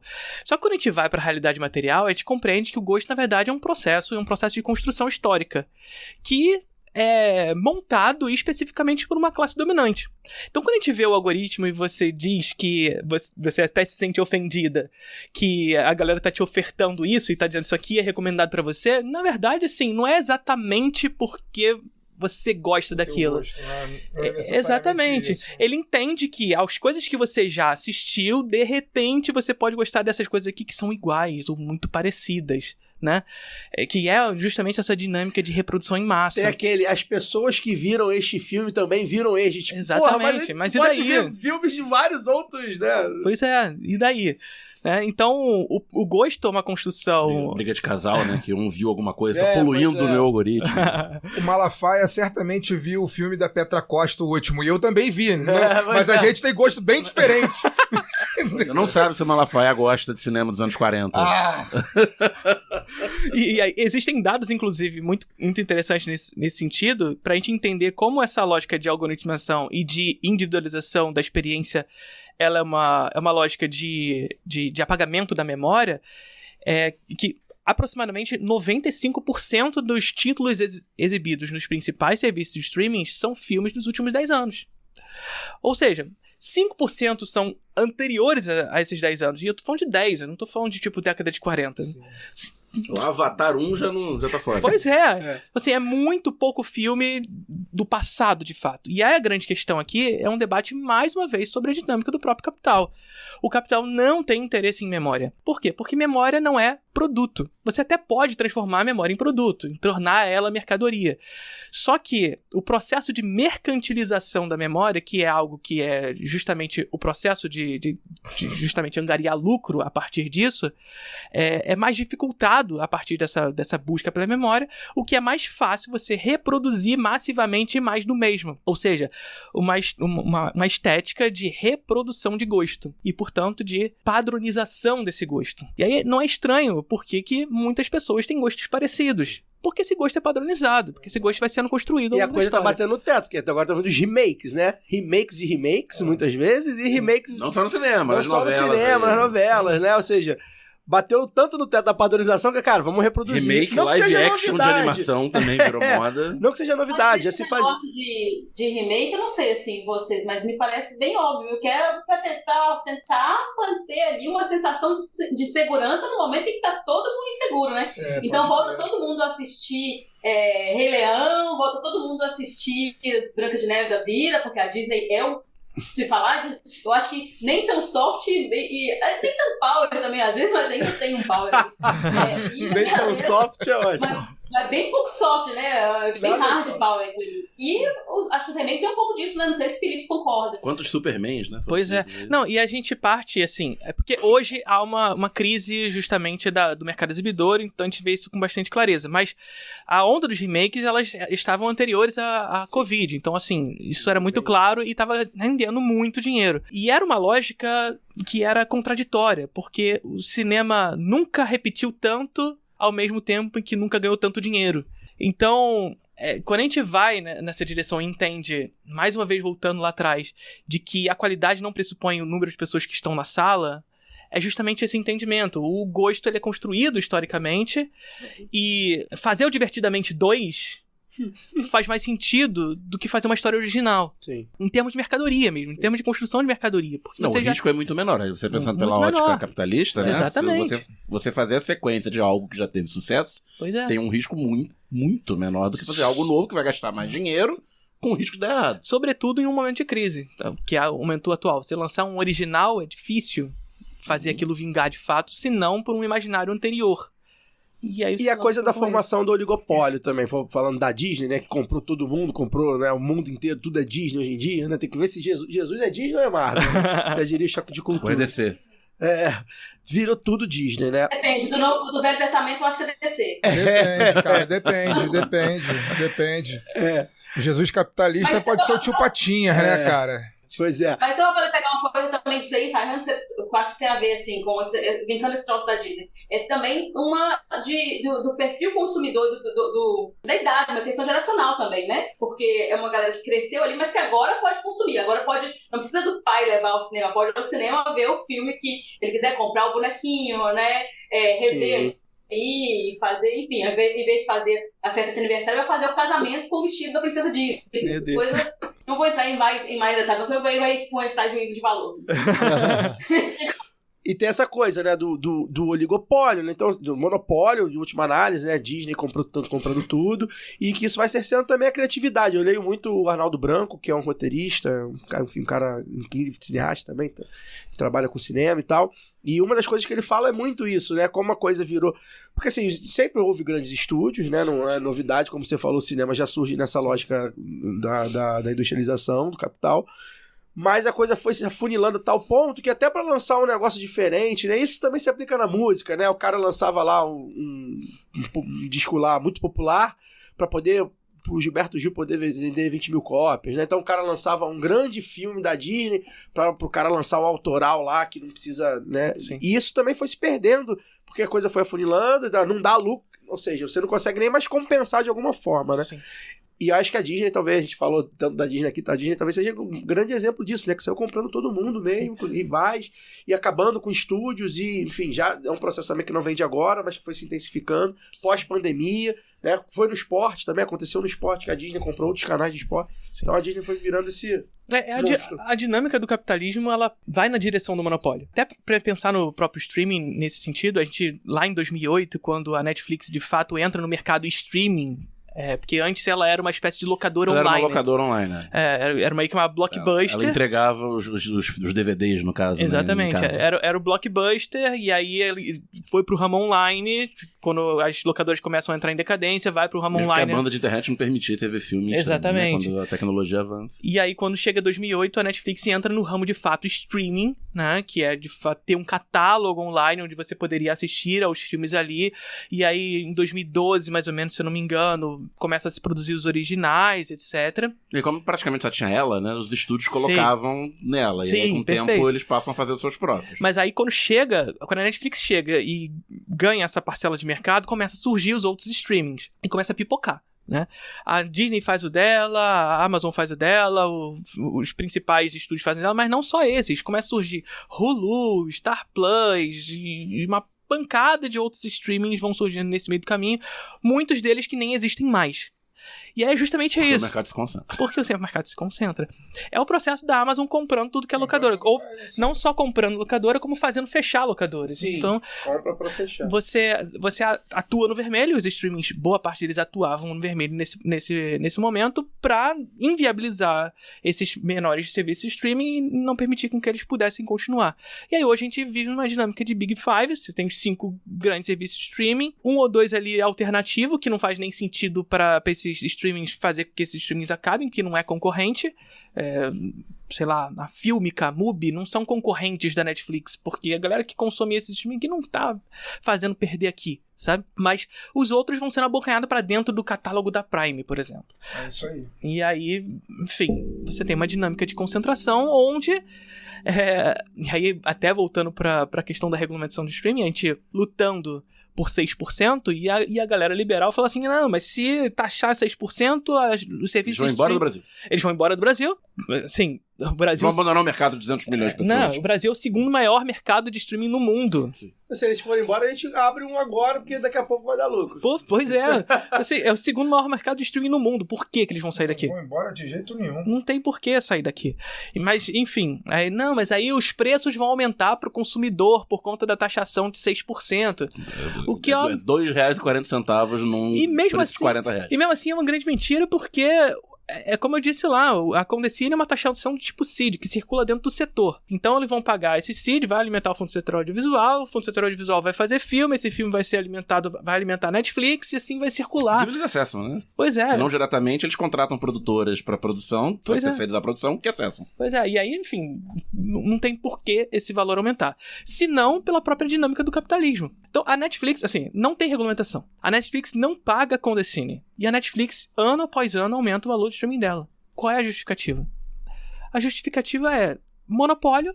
A Netflix construiu um monopólio no serviço de streamings, e se ela constrói monopólio, ela controla o preço. Ela pode aumentar o valor. Porque ela quer. E cá entre nós, o catálogo é bem ruim, né? Terrível. Bem ruim. Terrível. Bem ruim. Peço licença para dar uma pausa no programa e apresentar os nossos parceiros. O sorteio para apoiadores e apoiadoras do Lado B é um oferecimento da Camisa Crítica. Ouvinte tem 10% de desconto no cupom Lado B no site www.camisacritica.com. Tem lojinha física da Camisa Crítica no Sol e Sombra, bar que fica no bairro Bela Vista, em São Paulo. Já aqui no Rio, tem no armazém do MST, na Lapa, e na livraria Leonardo da Vinci, no centro. Camisa Crítica criada para uma esquerda que não tem medo de dizer seu nome. Aproveite e siga nossos parceiros nas redes sociais. Obrigado pela atenção e voltamos ao programa. Felipe, você nunca falou sobre Ainda Estou Aqui? Primeira vez que você vai falar sobre isso? Queria te fazer uma pergunta sobre Ainda Estou Aqui, o momento atual, importância, não só a importância do filme enquanto registro de memória, Sim. né? Mas a importância do Oscar, né? A gente vive num momento de... O próprio Oscar se contesta, né? E o próprio círculo de artistas norte-americanos contesta o que é, enfim, a indústria do Oscar, enfim, E aí, no momento, de repente, o Brasil chega lá e vence, depois de ter concorrido algumas vezes. Como é que você vê isso, enfim? Como é que você vê isso como importância social, Sim. importância para o cinema nacional? Você acha que isso traz alguma mudança substancial na forma de pensar cinema, de fazer cinema no país, na forma como o brasileiro encara o próprio cinema? E aproveitar essa pergunta para falar também do outro contexto, né? Dos outros elementos, né? Que é o próprio Wagner Moura, que está aí bem postado em Hollywood, o próprio Kleber, que é visto como um grande diretor aí entre Tá para lançar aí o Agente Secreto, tá pra lançar foi também, bem nos que festivais. vai concorrer aqui como filme internacional. Queria que você falasse também de aproveitar, não só o Ainda Estou Aqui, mas esse momento, assim, se tem alguma coisa. O Kleber, inclusive, né, o Juliano, eu sei que era ouvinte do Lado B, o Kleber eu não tenho certeza. Se o Kleber quiser vir dar uma entrevista pra gente aqui, como o Wagner deu no lançamento do Marighella, o Wagner teve se tiver alguém da assessoria aí, né? Se tiver alguém da assessoria, o Kleber quiser falar sobre cinema com a gente aqui, tá convidado. Maravilhoso. Então, cara, eu acho que eu nunca entrei nessa discussão em específico que eu vou tratar dessa maneira. Eu particularmente acho que a vitória de Ainda Estou Aqui e a presença de Ainda Estou Aqui no Oscar foi melhor pro Oscar do que pra gente. Porque o Oscar, não só o Oscar, na verdade, os Estados Unidos estão num processo de decadência histórica da queda do Império Americano e, assim, a gente pode criar toda uma discussão sobre isso, porque a gente pode discutir que, na verdade, isso é só um processo de crise do capitalismo, que daqui a pouco, que é isso, o capitalismo é a crise, ele vive de crises cíclicas, etc. Mas a gente vê hoje que existe que não é só os Estados Unidos em crise, é os Estados Unidos em crise e existe uma outra superpotência em crescente, ou seja, existe uma dinâmica aí que não é pra amanhã, não é daqui a 7 anos os Estados Unidos vai quebrar, não é isso. Podia Tomara, ser, né? mas não é isso, mas é um processo de decadência e de transição de hegemonia, né? E isso se reflete em todas as esferas da economia, inclusive no Oscar como ferramenta cultural. E por que eu digo isso? Porque o Oscar vinha, ano após ano, em uma decadência, uma decrescente de número de espectadores. E esse ano, em específico, com a presença de Ainda Estou Aqui, houve um boom de crescimento de espectadores no Oscar, impulsionado pelos brasileiros. Teve a foto do Instagram, que foi recentemente O cara da academia, não sei se foi o diretor da academia, falou que foi o maior recorde de. É absurdo da Fernanda Torres. Da Fernanda Torres, né? Fazendo. É absurda a diferença pro. Farmaram o like no Brasil. Pois é. Mas isso também é histórico do Oscar, né? Que é uma instituição que tá aí há quase 100 anos. Acho que já tem 100 anos. 100 anos já. É anos 20. Acho que já tem 100 anos. E eu lembro de, acho que 99, o ano que ganha a Beleza Americana, e os outros concorrentes também, a imprensa falava, não, o Oscar do cinema independente.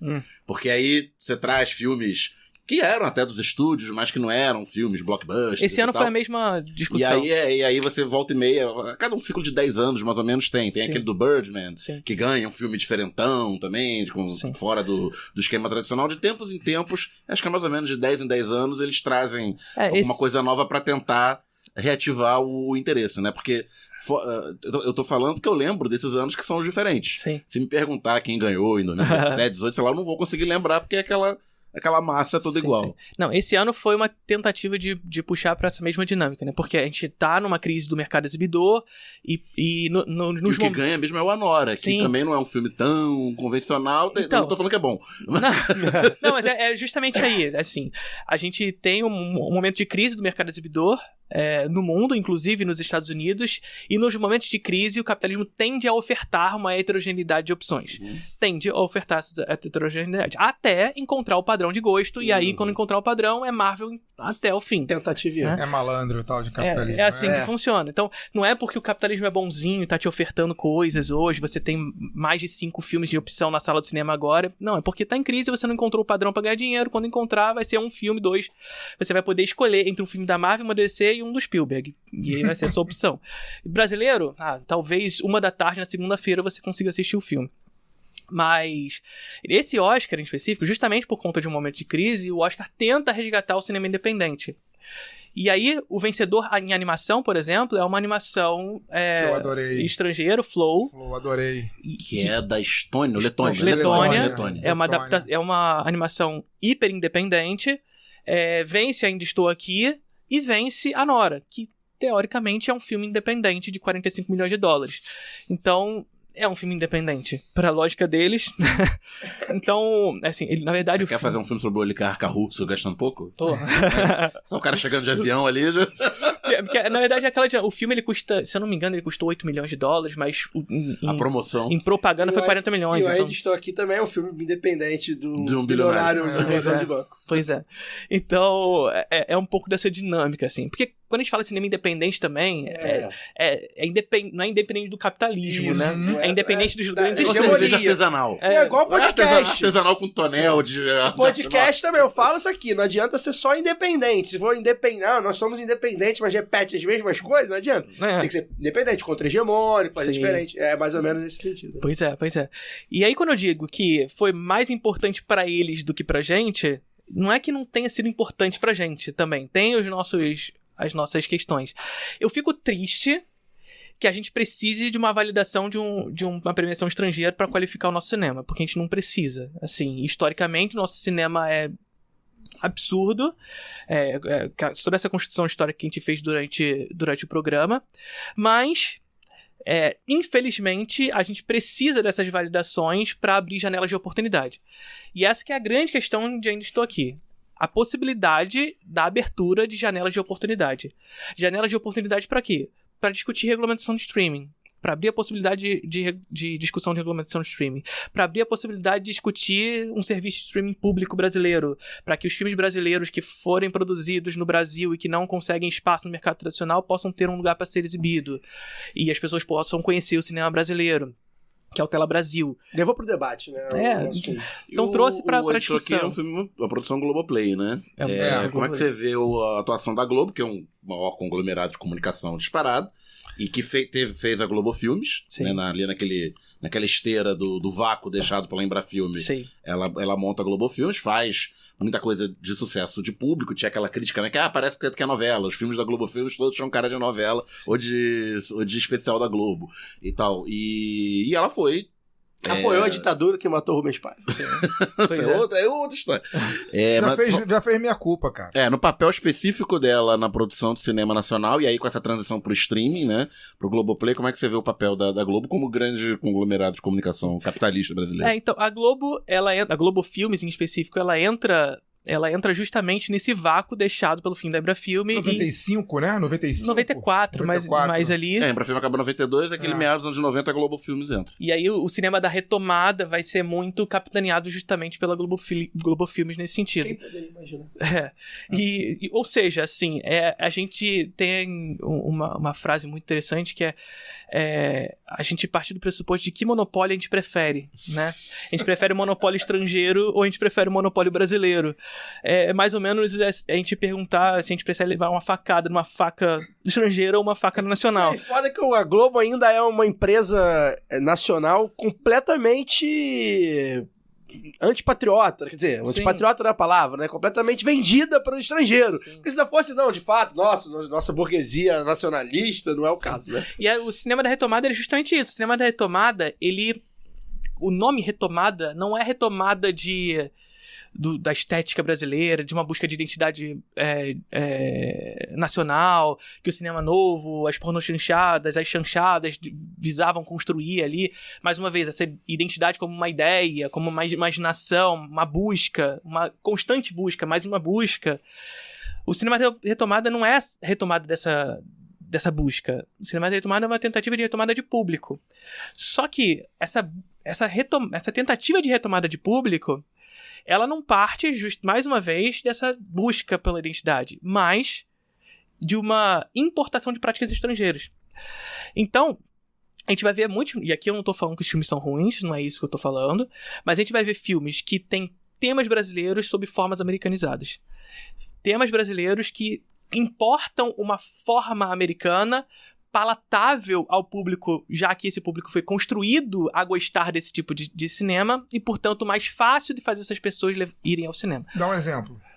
Tropa de Elite. E eu não tô falando que é ruim, Tropa de Elite 1 é bem fácil, né? Mas a gente pensa, o Tropa de Elite, o próprio Central do Brasil, é um filme que eu gosto, é bom. O Ainda Estou Aqui é um filme que é bom, eu gosto, mas tem uma estrutura bem americanazinha, bem corretinha. O início de Ainda Estou Aqui é muito Spielberg. Muito Spielberg, por exemplo. Então, é um pouco dessa importação das práticas estrangeiras enquanto forma para contar histórias brasileiras. Isso tá ali colocado no cinema da retomada. Agora, esse vácuo, como você bem trouxe, foi absorvido pela Embrafilme enquanto monopólio. Pela Globo Filme, desculpa. Por esse monopólio. Que faz com que haja a impossibilidade, ou melhor, a dificuldade com que produtoras independentes consigam realizar as suas produções e, mais do que isso, consigam espaço no mercado exibidor, sem uma cota de telas que, de fato, consiga dar espaço para mercado independente.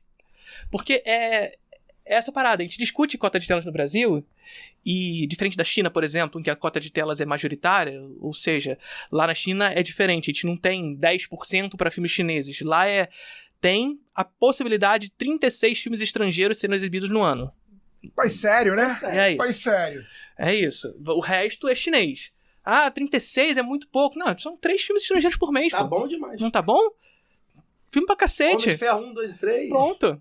Tá, tem 1 bilhão de pessoas vão ver, pô. Tem possibilidade. E aí, inclusive, quando a gente falou lá no início que o Trump, ele ameaçou não levar os filmes americanos pra China, a China falou, beleza. Resolveu o problema. Posso pegar franceses, alemães. Posso pegar da galera aí, agora. Então tá tranquilo. Ou então abrir mais espaço pros meus filmes, sabe?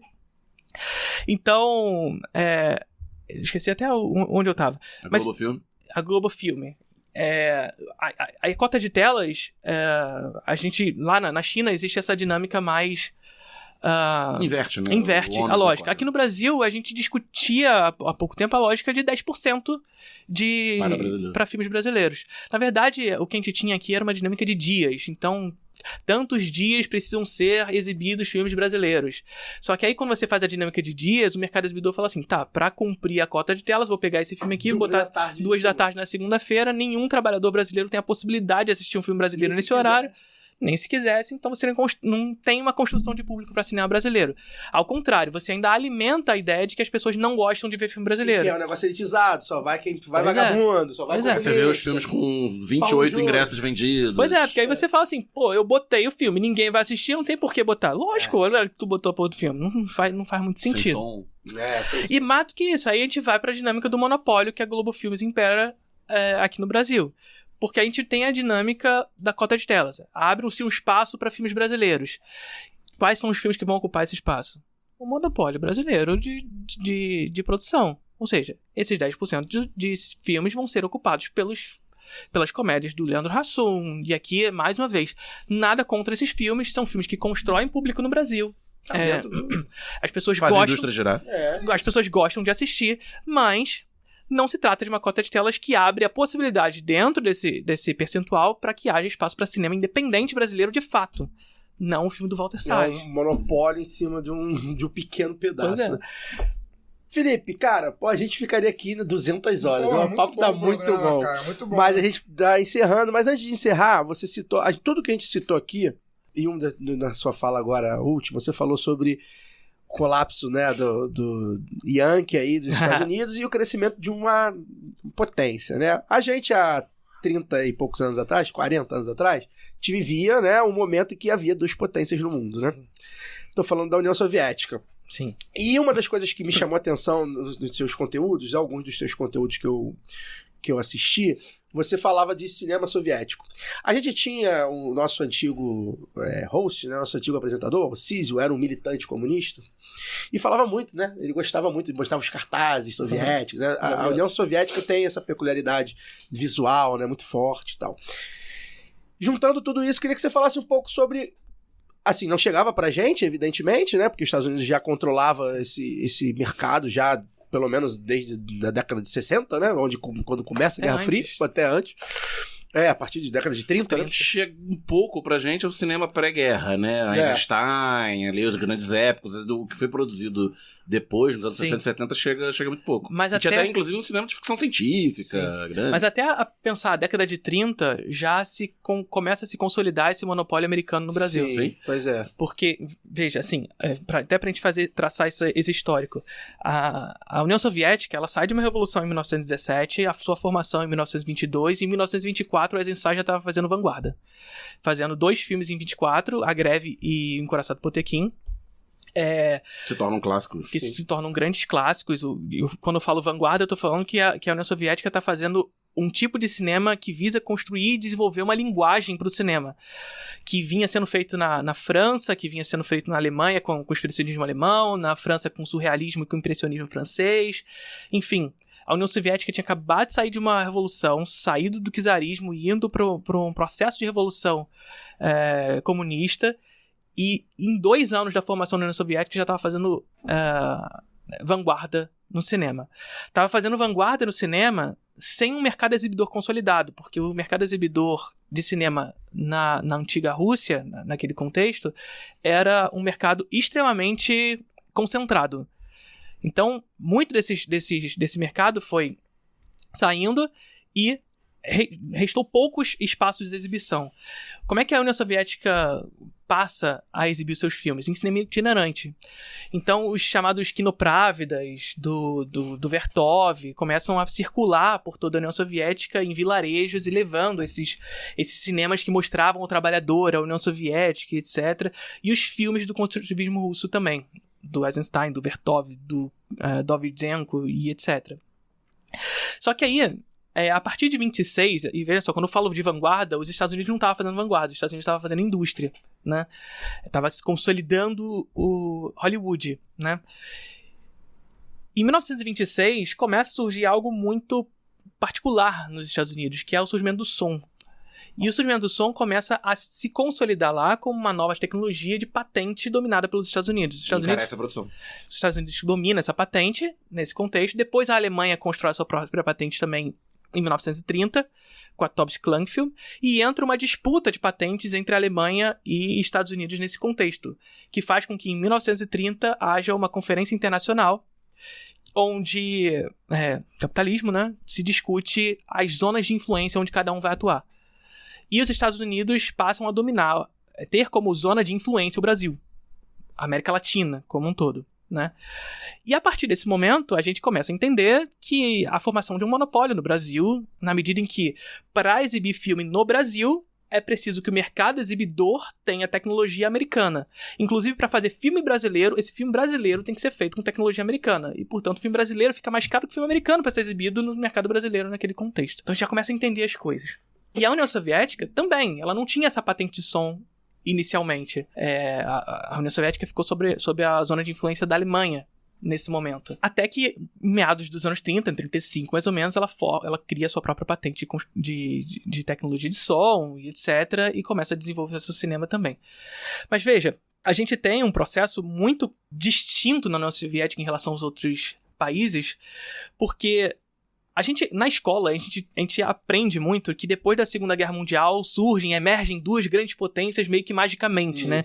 Como se as duas tivessem surgido de maneira quase que igualitária, grandiosas, etc. Que não é verdadeiro, né? A gente, mais uma vez, a União Soviética passa por uma revolução em 17 e 22, é formada, passa por uma série de contra-revoluções ali durante a década de 20, uma série de tentativas de sabotamento da formação da União Soviética. 25 milhões de mortos na Segunda Guerra. E aí passa por isso a gente entender que na década de 20 a União Soviética faz um cinema chamado construtivista e, portanto, que prioriza a forma em detrimento ao conteúdo, um cinema muito experimental. E aí, em determinado momento, começa a se pensar que, a gente vai ser invadido. Já se entendia isso na década de 20, a gente vai ser invadido, vai rolar uma guerra, porque a União Soviética só foi possível por conta da Primeira Guerra Mundial. Já começa por aí, né? Só foi possível por conta da Primeira Guerra Mundial, porque as potências estavam interessadas em outras questões, estoura a Revolução na União Soviética e eles conseguem se consolidar. Não havendo a Primeira Guerra Mundial, a Revolução ia ser travada pelas potências estrangeiras. Então, a Primeira Guerra Mundial possibilitou com que a Revolução acontecesse. Só que já era sabido dentro da União Soviética que uma Segunda Guerra ia estourar e eles seriam invadidos a qualquer momento. E o cinema foi uma importante ferramenta ideológica nesse momento de contra-hegemonia. Ou seja, existe uma construção de cultura hegemônica, pensando no pensamento gramsciano, e uma tentativa de inversão dessa lógica hegemônica a partir desse momento. Ou seja, vem a ideia do realismo socialista, né? Que é justamente uma inversão dessa forma pelo conteúdo, na verdade, pelo conteúdo pela forma. Ou seja, um cinema que visa um processo educativo do povo na direção do entendimento de que a União Soviética vai ser invadida. E se a União Soviética vai ser invadida, a ideia de uma construção de uma coletividade, de fato, um pouco menos de 20 anos de existência de União Soviética, a necessidade de construir uma identidade de coletiva tão forte. Eram bons esses caras, hein? Pois é. Eles eram bons, né? Pois é. E aí a gente discute muito, assim, essa mudança do construtivismo russo para o realismo socialista, ele carrega muitas, aspas, implicâncias históricas, né? Porque se a gente for olhar sob uma perspectiva unicamente artística, e você olhar para esse passado, você vai falar assim, porra, os caras abandonaram o cinema do Vertov, do Eisenstein, para fazer realismo socialista. E não é nem que o realismo socialista é ruim, mas é um cinema que é mais educativo, pragmático, é muito mais conteúdo. Com a própria arte plástica, né? Você olha os quadros do realismo exatamente. socialista. Então você tem uma dinâmica distinta ali no realismo socialista. Não que sejam filmes ruins, tem muitos filmes bons dentro do realismo socialista, mas você olha assim, por que abandonou? E aí quando te parte do pressuposto de que para o entendimento sobre arte você precisa ter um entendimento do processo histórico e entender que a União Soviética vai ser invadida, vai estourar uma guerra e que você precisa criar um senso de coletividade porque a qualquer momento isso vai acontecer, a gente entende por que isso foi feito, né? Porque se tornou estética oficial do Estado soviético. A formação do realismo socialista a partir daquele momento, né? Não que o cinema americano não fizesse a mesma coisa, pois né? E aí, os grandes épicos de formação do país, etc. Aí, a partir da década de 50, por exemplo, a gente tem fatos muito curiosos nos Estados Unidos, muito parecidos com o que aconteceu na Alemanha nazista. Porque na Alemanha nazista, pra quem não sabe, houve muitas exposições de arte degenerada, né? Ou seja, você exibia em espaços, em palacetes lindíssimos, a arte oficial. em casebres destruídos você exibia exibições de arte degenerada, e, portanto, exibições de pessoas que, com certeza, tinham patologias graves e que levariam a nação à derrocada, né? Muito parecido com o que a galera fala do rap, do funk hoje em dia, ou seja, existe uma atribuição moral ao que é belo.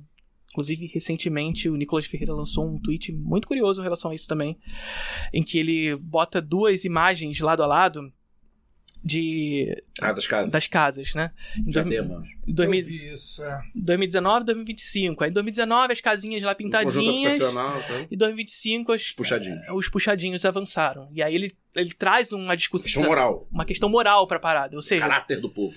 O caráter do povo, isso só demonstra o caráter das pessoas, que não tá vinculado ao belo, à ordem, etc. Fascismo. Que é fascismo. É bastante nazista esse senhor. Esse senhor é bastante nazista. Isso nada mais é do que fazia a Alemanha nazista lá atrás, de separar a arte oficial e a arte degenerada. Sim. É basicamente isso. Um secretário, porque não era mais ministro, não, um secretário de cultura que fez uma coisa parecida. Pois é, Rodrigo Alvim. Um negócio muito... Pois é. Que não dava pra dizer que ele não sabia manipular aquilo, que era diretor de teatro. A maneira como a câmera tava, tudo tava direitinho. Cabelo. Pois é, tava tudo do jeitinho que ele queria que acontecesse ali. Enfim, e ele lança isso, que é justamente você dá uma atribuição estética esvaziada pra coisa, cria pânico moral, cria uma ordem moral pra coisa e afasta o verdadeiro problema. O entendimento de que existem pessoas que estão ali, existe um contexto para as pessoas que estão ali, existem razões para aquilo acontecer, existem razões por desordenamento urbano na cidade, inclusive em áreas afastadas do centro. Você afasta todo o debate disso e entrega uma razão moral para tudo isso. E é justamente isso que acontece historicamente, desde a Alemanha nazista até os Estados Unidos ali na década de 50 e 60. Por que eu digo isso? Na década de 50 e 60 foram formadas exposições nos Estados Unidos de comparação da arte livre e a arte totalitária. Sim. Né? E aí qual é a comparação que eles colocam? De um lado, na arte totalitária, a arte do realismo socialista. Imbricada, fechada, carregada de conteúdo ideológico e, portanto, panfletário. De outro lado, Pollock. Livre. Forma. Só forma.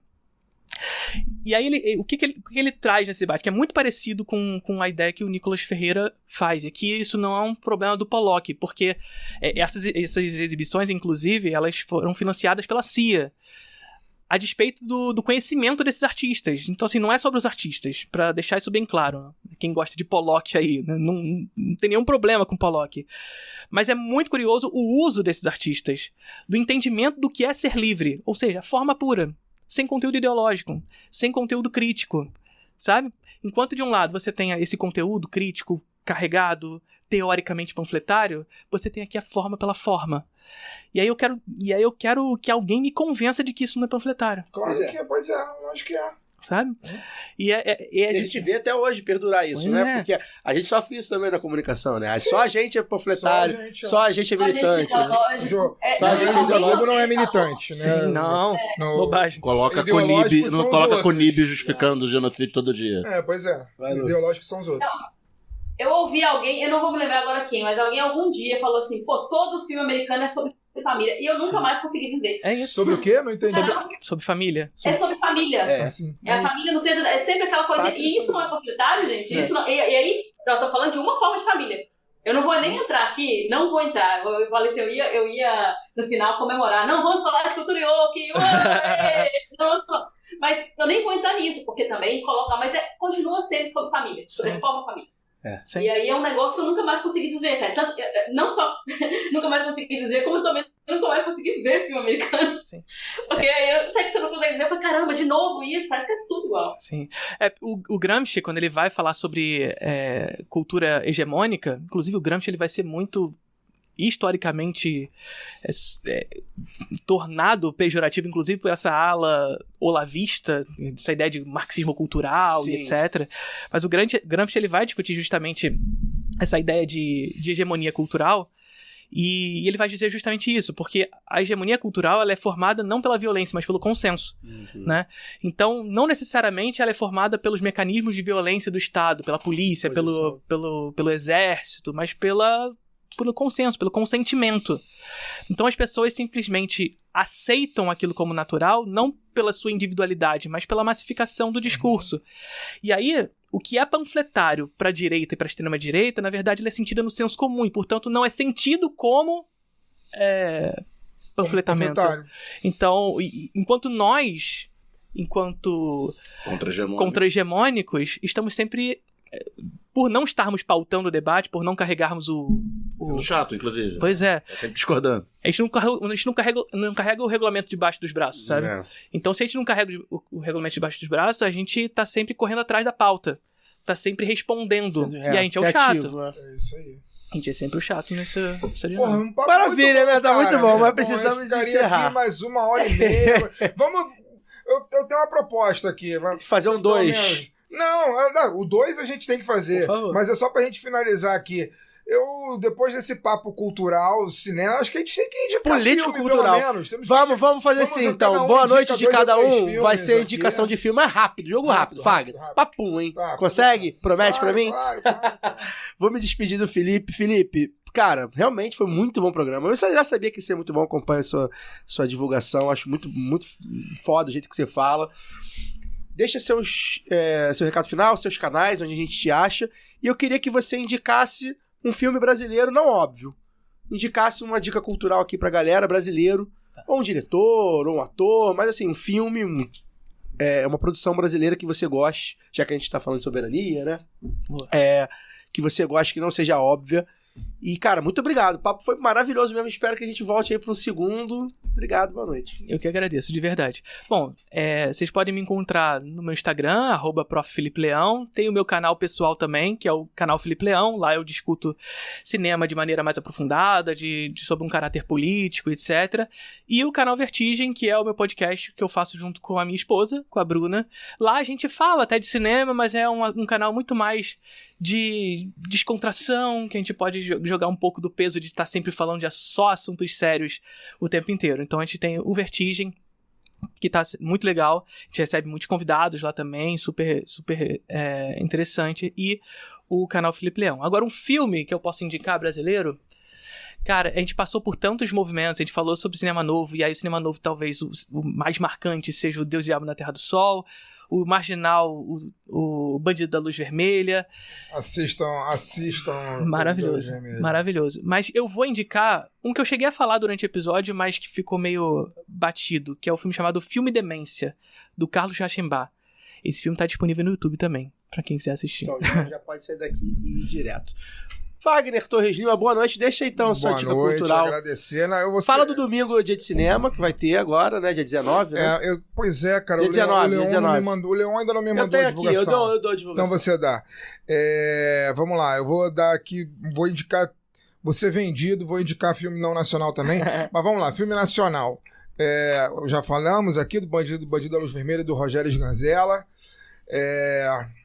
2 filmes que eu gosto muito, cara, enfim, são filmes que me marcaram, indico ver um é Cinema Paradiso, eu adoro, cinema italiano é uma parada que me pega demais, aquele cinema ali daquela época me pega demais, e Casablanca, assistam Ingrid Bergman, é interessante. Luara, boa noite, deixa sua dica aí, seu boa noite também. Boa noite, agradecer mais uma vez ao Felipe, papo bom, esse programa vai ser bom de ouvir de novo, a gente que tá fazendo vai ouvir de novo e o pessoal acho que vai ouvir várias vezes, porque muito conteúdo, muito bom mesmo. Então, boa noite Fagner, Daniel, Caio, todo mundo que ficou com a gente até agora. Indicar, cara, eu ia brincar que acho que o Oscar, né, as indicações aí de Ainda Estou Aqui serviu pra outra coisa também, que é pra gente finalmente conquistar o Oscar, porque a Argentina já tinha, então tinha aquela piada de que se cinema brasileiro fosse bom seria argentino, se filme brasileiro fosse bom seria argentino, então agora a gente tem também, mas vou indicar então Um filme argentino que eu gosto muito, que eu acho que a maior parte das pessoas já viram, porque tá em catálogo de streaming, acho que tá na Netflix, se não me engano, não sei se saiu, que é O Cidadão Ilustre. Eu gosto muito do Cidadão Ilustre, bom. Eu acho que ele conversa muito com literatura, mas essa coisa de muita linguagem, cinema, eu gosto bastante. E o outro que vai entrar em cartaz aí, mas eu já vi, vou tirar onda, que é o Agente Secreto. Vão ao cinema, assistam o Agente Secreto, eu acho que é mais um trabalho um belo trabalho do Kleber Mendonça Filho, e eu acho que vale a atenção, vale o hype todo, não só pela atuação. A gente começava em off aqui, né, Felipe? Não só pela atuação do Wagner Moura, que né, tá realmente incrível, assim, Alice Carvalho, tudo, mas por essa realização de cinema, né, essa coisa, esse amor ao cinema que eu acho que o Kleber passa nos trabalhos dele, né, tem sempre esse momento de realização do próprio espectador, né, aquele momento em que a gente vibra. Então, é isso. Acho que são as minhas 2 indicações. Poderíamos falar de várias, né, porque tem essa coisa marcante, mas é isso, assim. Então, obrigada. Até semana que vem, pessoal. Bebam com responsabilidade, né, porque estamos aí na crise do metanol, mas vamos lembrar que um presidente militar não me serviu numa pandemia, mas um presidente cachaceiro me serviu na hora que veio a crise do metanol. O governador de São Paulo falou que ele bebe Coca-Cola, então tá tudo certo. Essa foi boa. A gente vê a importância de ter, né, alguém que gosta de uma cachaçinha. O presidente cachaceiro foi bom. Tu me pegou agora de calça errada aqui lá. O presidente cachaceiro é bom. Daniel, boa noite. Deixa aí então sua dica. Boa noite. Filme, esse rapaz Kleber parece que ele sabe fazer cinema, ele né? É bom. Várias versões de trailer. Hoje saiu mais uma, ele sabe cortar. Pra fazer a gente querer ver o filme. Ele é bom. Eu vou dar 2 indicações de filme nacional, os 2 últimos que eu vi no cinema, gostei. Primeiro é Os Enforcados, do Fernando Coimbra, demais, muito que é o diretor do Lobo Atrás da Porta, né, de 2013, repete a parceria com a Leandra Leal, tem o Irandir dos Santos, né, como protagonista, e trabalha com esse universo de Jogo do Bicho, que ficou pop, depois do hype, né, do Vale Escrito, 2023, embora o filme tenha sido filmado antes. Ele foi filmado em 2022, mas essas coisas de pós-produção do cinema brasileiro só conseguiu, né, ir pra rua em 2025. E o Último Azul, que venceu o Urso de Prata em Berlim, do Gabriel Mascaro, que é pernambucano, né? É dessa cena do cinema pernambucano também. Não se passa em Pernambuco, se passa numa Amazônia de um Brasil distópico, de um futuro recente, sem ser essa coisa do cinema de sociólogo, né? É um Brasil distópico, tem toda uma discussão ali social, sem ser exatamente panfletário, sem ficar jogando na tua cara, fazendo discurso. Brasil distópico, então é bem realista. Não é bem realista, mas é sutil, né? Sim. É um filme sutil, um filme sensível, e com muito subtexto, né? Sim. Por trás. E a Luara falou de cinema de família, né? A protagonista é uma senhora idosa fora do estereótipo, né? Do idoso coitadinho, do idoso que está definhando, né? Então vale a pena os 2 aí. Eu queria na minha lista esse e o Sonhar com Leões. Acho que é Sonhar com Leões com a Denise Fraga, né? Sim. Tava aqui no cartaz, mas assim, vai rapidinho e eu não consegui ver. Inclusive, desses possíveis selecionáveis para o Oscar nesse ano, enfim, a Academia Brasileira de Cinema selecionou o Agente Secreto como nosso representante para o Oscar do ano que vem, mas dentre os selecionáveis tinha um outro que era o meu favorito dentre os que eu assisti. Eu não assisti o Agente Secreto ainda, então não posso nem dizer que era o meu favorito em relação a ele. Mas Oeste Outra Vez é um filme de faroeste brasileiro que se passa em Goiás. Com o Babu, né? Com o Babu Santana. Ele fez o filme antes do BBB ainda. E só foi lançado o filme em 2005. Mais tempo que os Enforcados. Pois é, então o Babu ali não era nem o Babu conhecido. Ele fez antes a parada. Mas é um filme também distópico, mas uma distopia de um faroeste brasileiro num mundo dominado por homens que só agem pela violência. E tem nas mulheres uma espécie de fantasma, assim, nessas cidades. Maravilhoso, filme incrível. Um outro nacional, Marte 1 também. Assistam Marte 1. É uma indicação. Eu gosto muito de Marte 1. Nossa, Marte 1 é lindo. Boa, Fagner, bem lembrado. Minha indicação é o Fagner roubou. E tem sotaque mineiro. Eu indiquei pra ele recentemente, pra ele ver essa semana. E aí, isso é interessante, porque é isso. A gente tem hoje uma indústria muito forte em Minas Gerais, com a filme de plástico. A gente tem o Érico Rassi fazendo filme em Goiás. A gente tem... Descentralizado. A gente tem no Nordeste, a gente tem no Sul. A gente tem um cinema muito diverso. A gente tem filmes no Amazonas. Um cinema muito diverso. Enfim, que se tem tudo pra fomentar essa ideia, investimento vai ser brilhante, realmente. Mais brilhante ainda. Só para dar o recado do... Só para complementar, eu te falei que o diretor de Marte 1 é cruzeirense, mas o protagonista, se não me engano, é atleticano e ele não usa camisa do Cruzeiro em momento nenhum. Pois é, tem Cruzeiro. Ou ele é importante. Tem Cruzeiro e Atlético no filme. Para você tá ótimo falar de futebol, Lara. Pode dar, Giovana vai dar indicação, Giovana. As contradições, é isso aí mesmo. Ruas da Glória. Ruas da Glória. Tá até rolando no Festival do Rio, o programa vai ao ar aí na terça, ainda tá rolando. Então, Ruas da Glória, indicação da Gil. Sigam lá a Gil no Instagram, que ela dá várias indicações de filme. E ouçam o nosso episódio do podcast delas desse ano, com a Anne Santos e com a Gil, que foi sobre mulheres no audiovisual. Isso. Muito bom. E a Fernanda, né? Nossa camarada Fernanda aqui. Teve bastante coisa de audiovisual esse ano mesmo. A gente conseguiu investir bastante nesse tema, que a gente gosta muito. Só para dar o recado do domingo, é dia de cinema, dia 19 de outubro, portanto, né? Sem ser esse domingo, agora o outro. 9 horas. Lá no Estação Net Botafogo. O filme que vai ser exibido é Malês, né? Do Antônio Pitanga. Com a Camila e com o Rocco Pitanga, né? Legal que reuniu a família Pitanga aí. Nepotismo. Pois é. Bem legal, um filme exatamente autoexplicativo, né? Um casal é separado após serem arrancados de sua terra natal na África e trazidos para o Brasil à força como escravizados, enquanto lutam para sobreviver e tentar se reencontrar. Ambos se envolvem no levante dos malês. Então fica aí a dica. O Domingo é Dia de Cinema é uma parceria com várias instituições aqui, né? O Domingo deu um levante esse ano, né? Deu um levante. Muito legal pro Domingo é Dia de Cinema. O Fagner tá lá sempre. Quem sabe vocês encontram o Fagner lá. 9 horas, Estação Net Botafogo. R$5 só, como o Fagner já citou, né? Voltado para alunos de pré-vestibular comunitário. Você chega lá, dá R$5 e assiste. Tem debate também. Mesmo que não seja aluno, é importante ir. Porque, né, o Estação Net cede a sala, ele espera que o projeto lote a sala, porque a qualquer momento ele pode vocês estão botando filme aqui, mas não vem ninguém, tchau. Né? Então é importante que as pessoas, que mesmo que não sejam estudantes, vá lá assistir o filme e sempre tem um debate depois do filme. Ainda não foi anunciado, mas com certeza vai ter. Ainda, mas sempre tem um debate e é isso, é importante porque você vai ver uma galera lá que é isso, que tá apartada dos cinemas, né? A gente tá falando agora que o cinema é caro pra você assistir e tal, e o ingresso é R$5, então dá uma força lá pro Leon, pra turma lá, é importante. Dia 19, se eu estiver no Rio, vou estar lá. É isso. Então a gente se encerra por aqui, lembrando sempre, tá aqui no YouTube, vê se tá inscrito, deixa seu like, deixa seu comentário aí. Aliás, aí, um bom desafio pra vocês, hein? Indiquem filmes, pode ser brasileiro, mas não precisa ser necessariamente brasileiro, pode ser filme de qualquer nacionalidade. Aqui a gente não é patriota, né? Aqui a gente só é patriota dependendo da... Né? Nós somos internacionalistas. Ainda somos internacionalistas, mas contra o Trump a gente é patriota. Deixa seu comentário aí sobre os filmes, atores, atrizes, diretores que vocês gostam, tá? Por favor.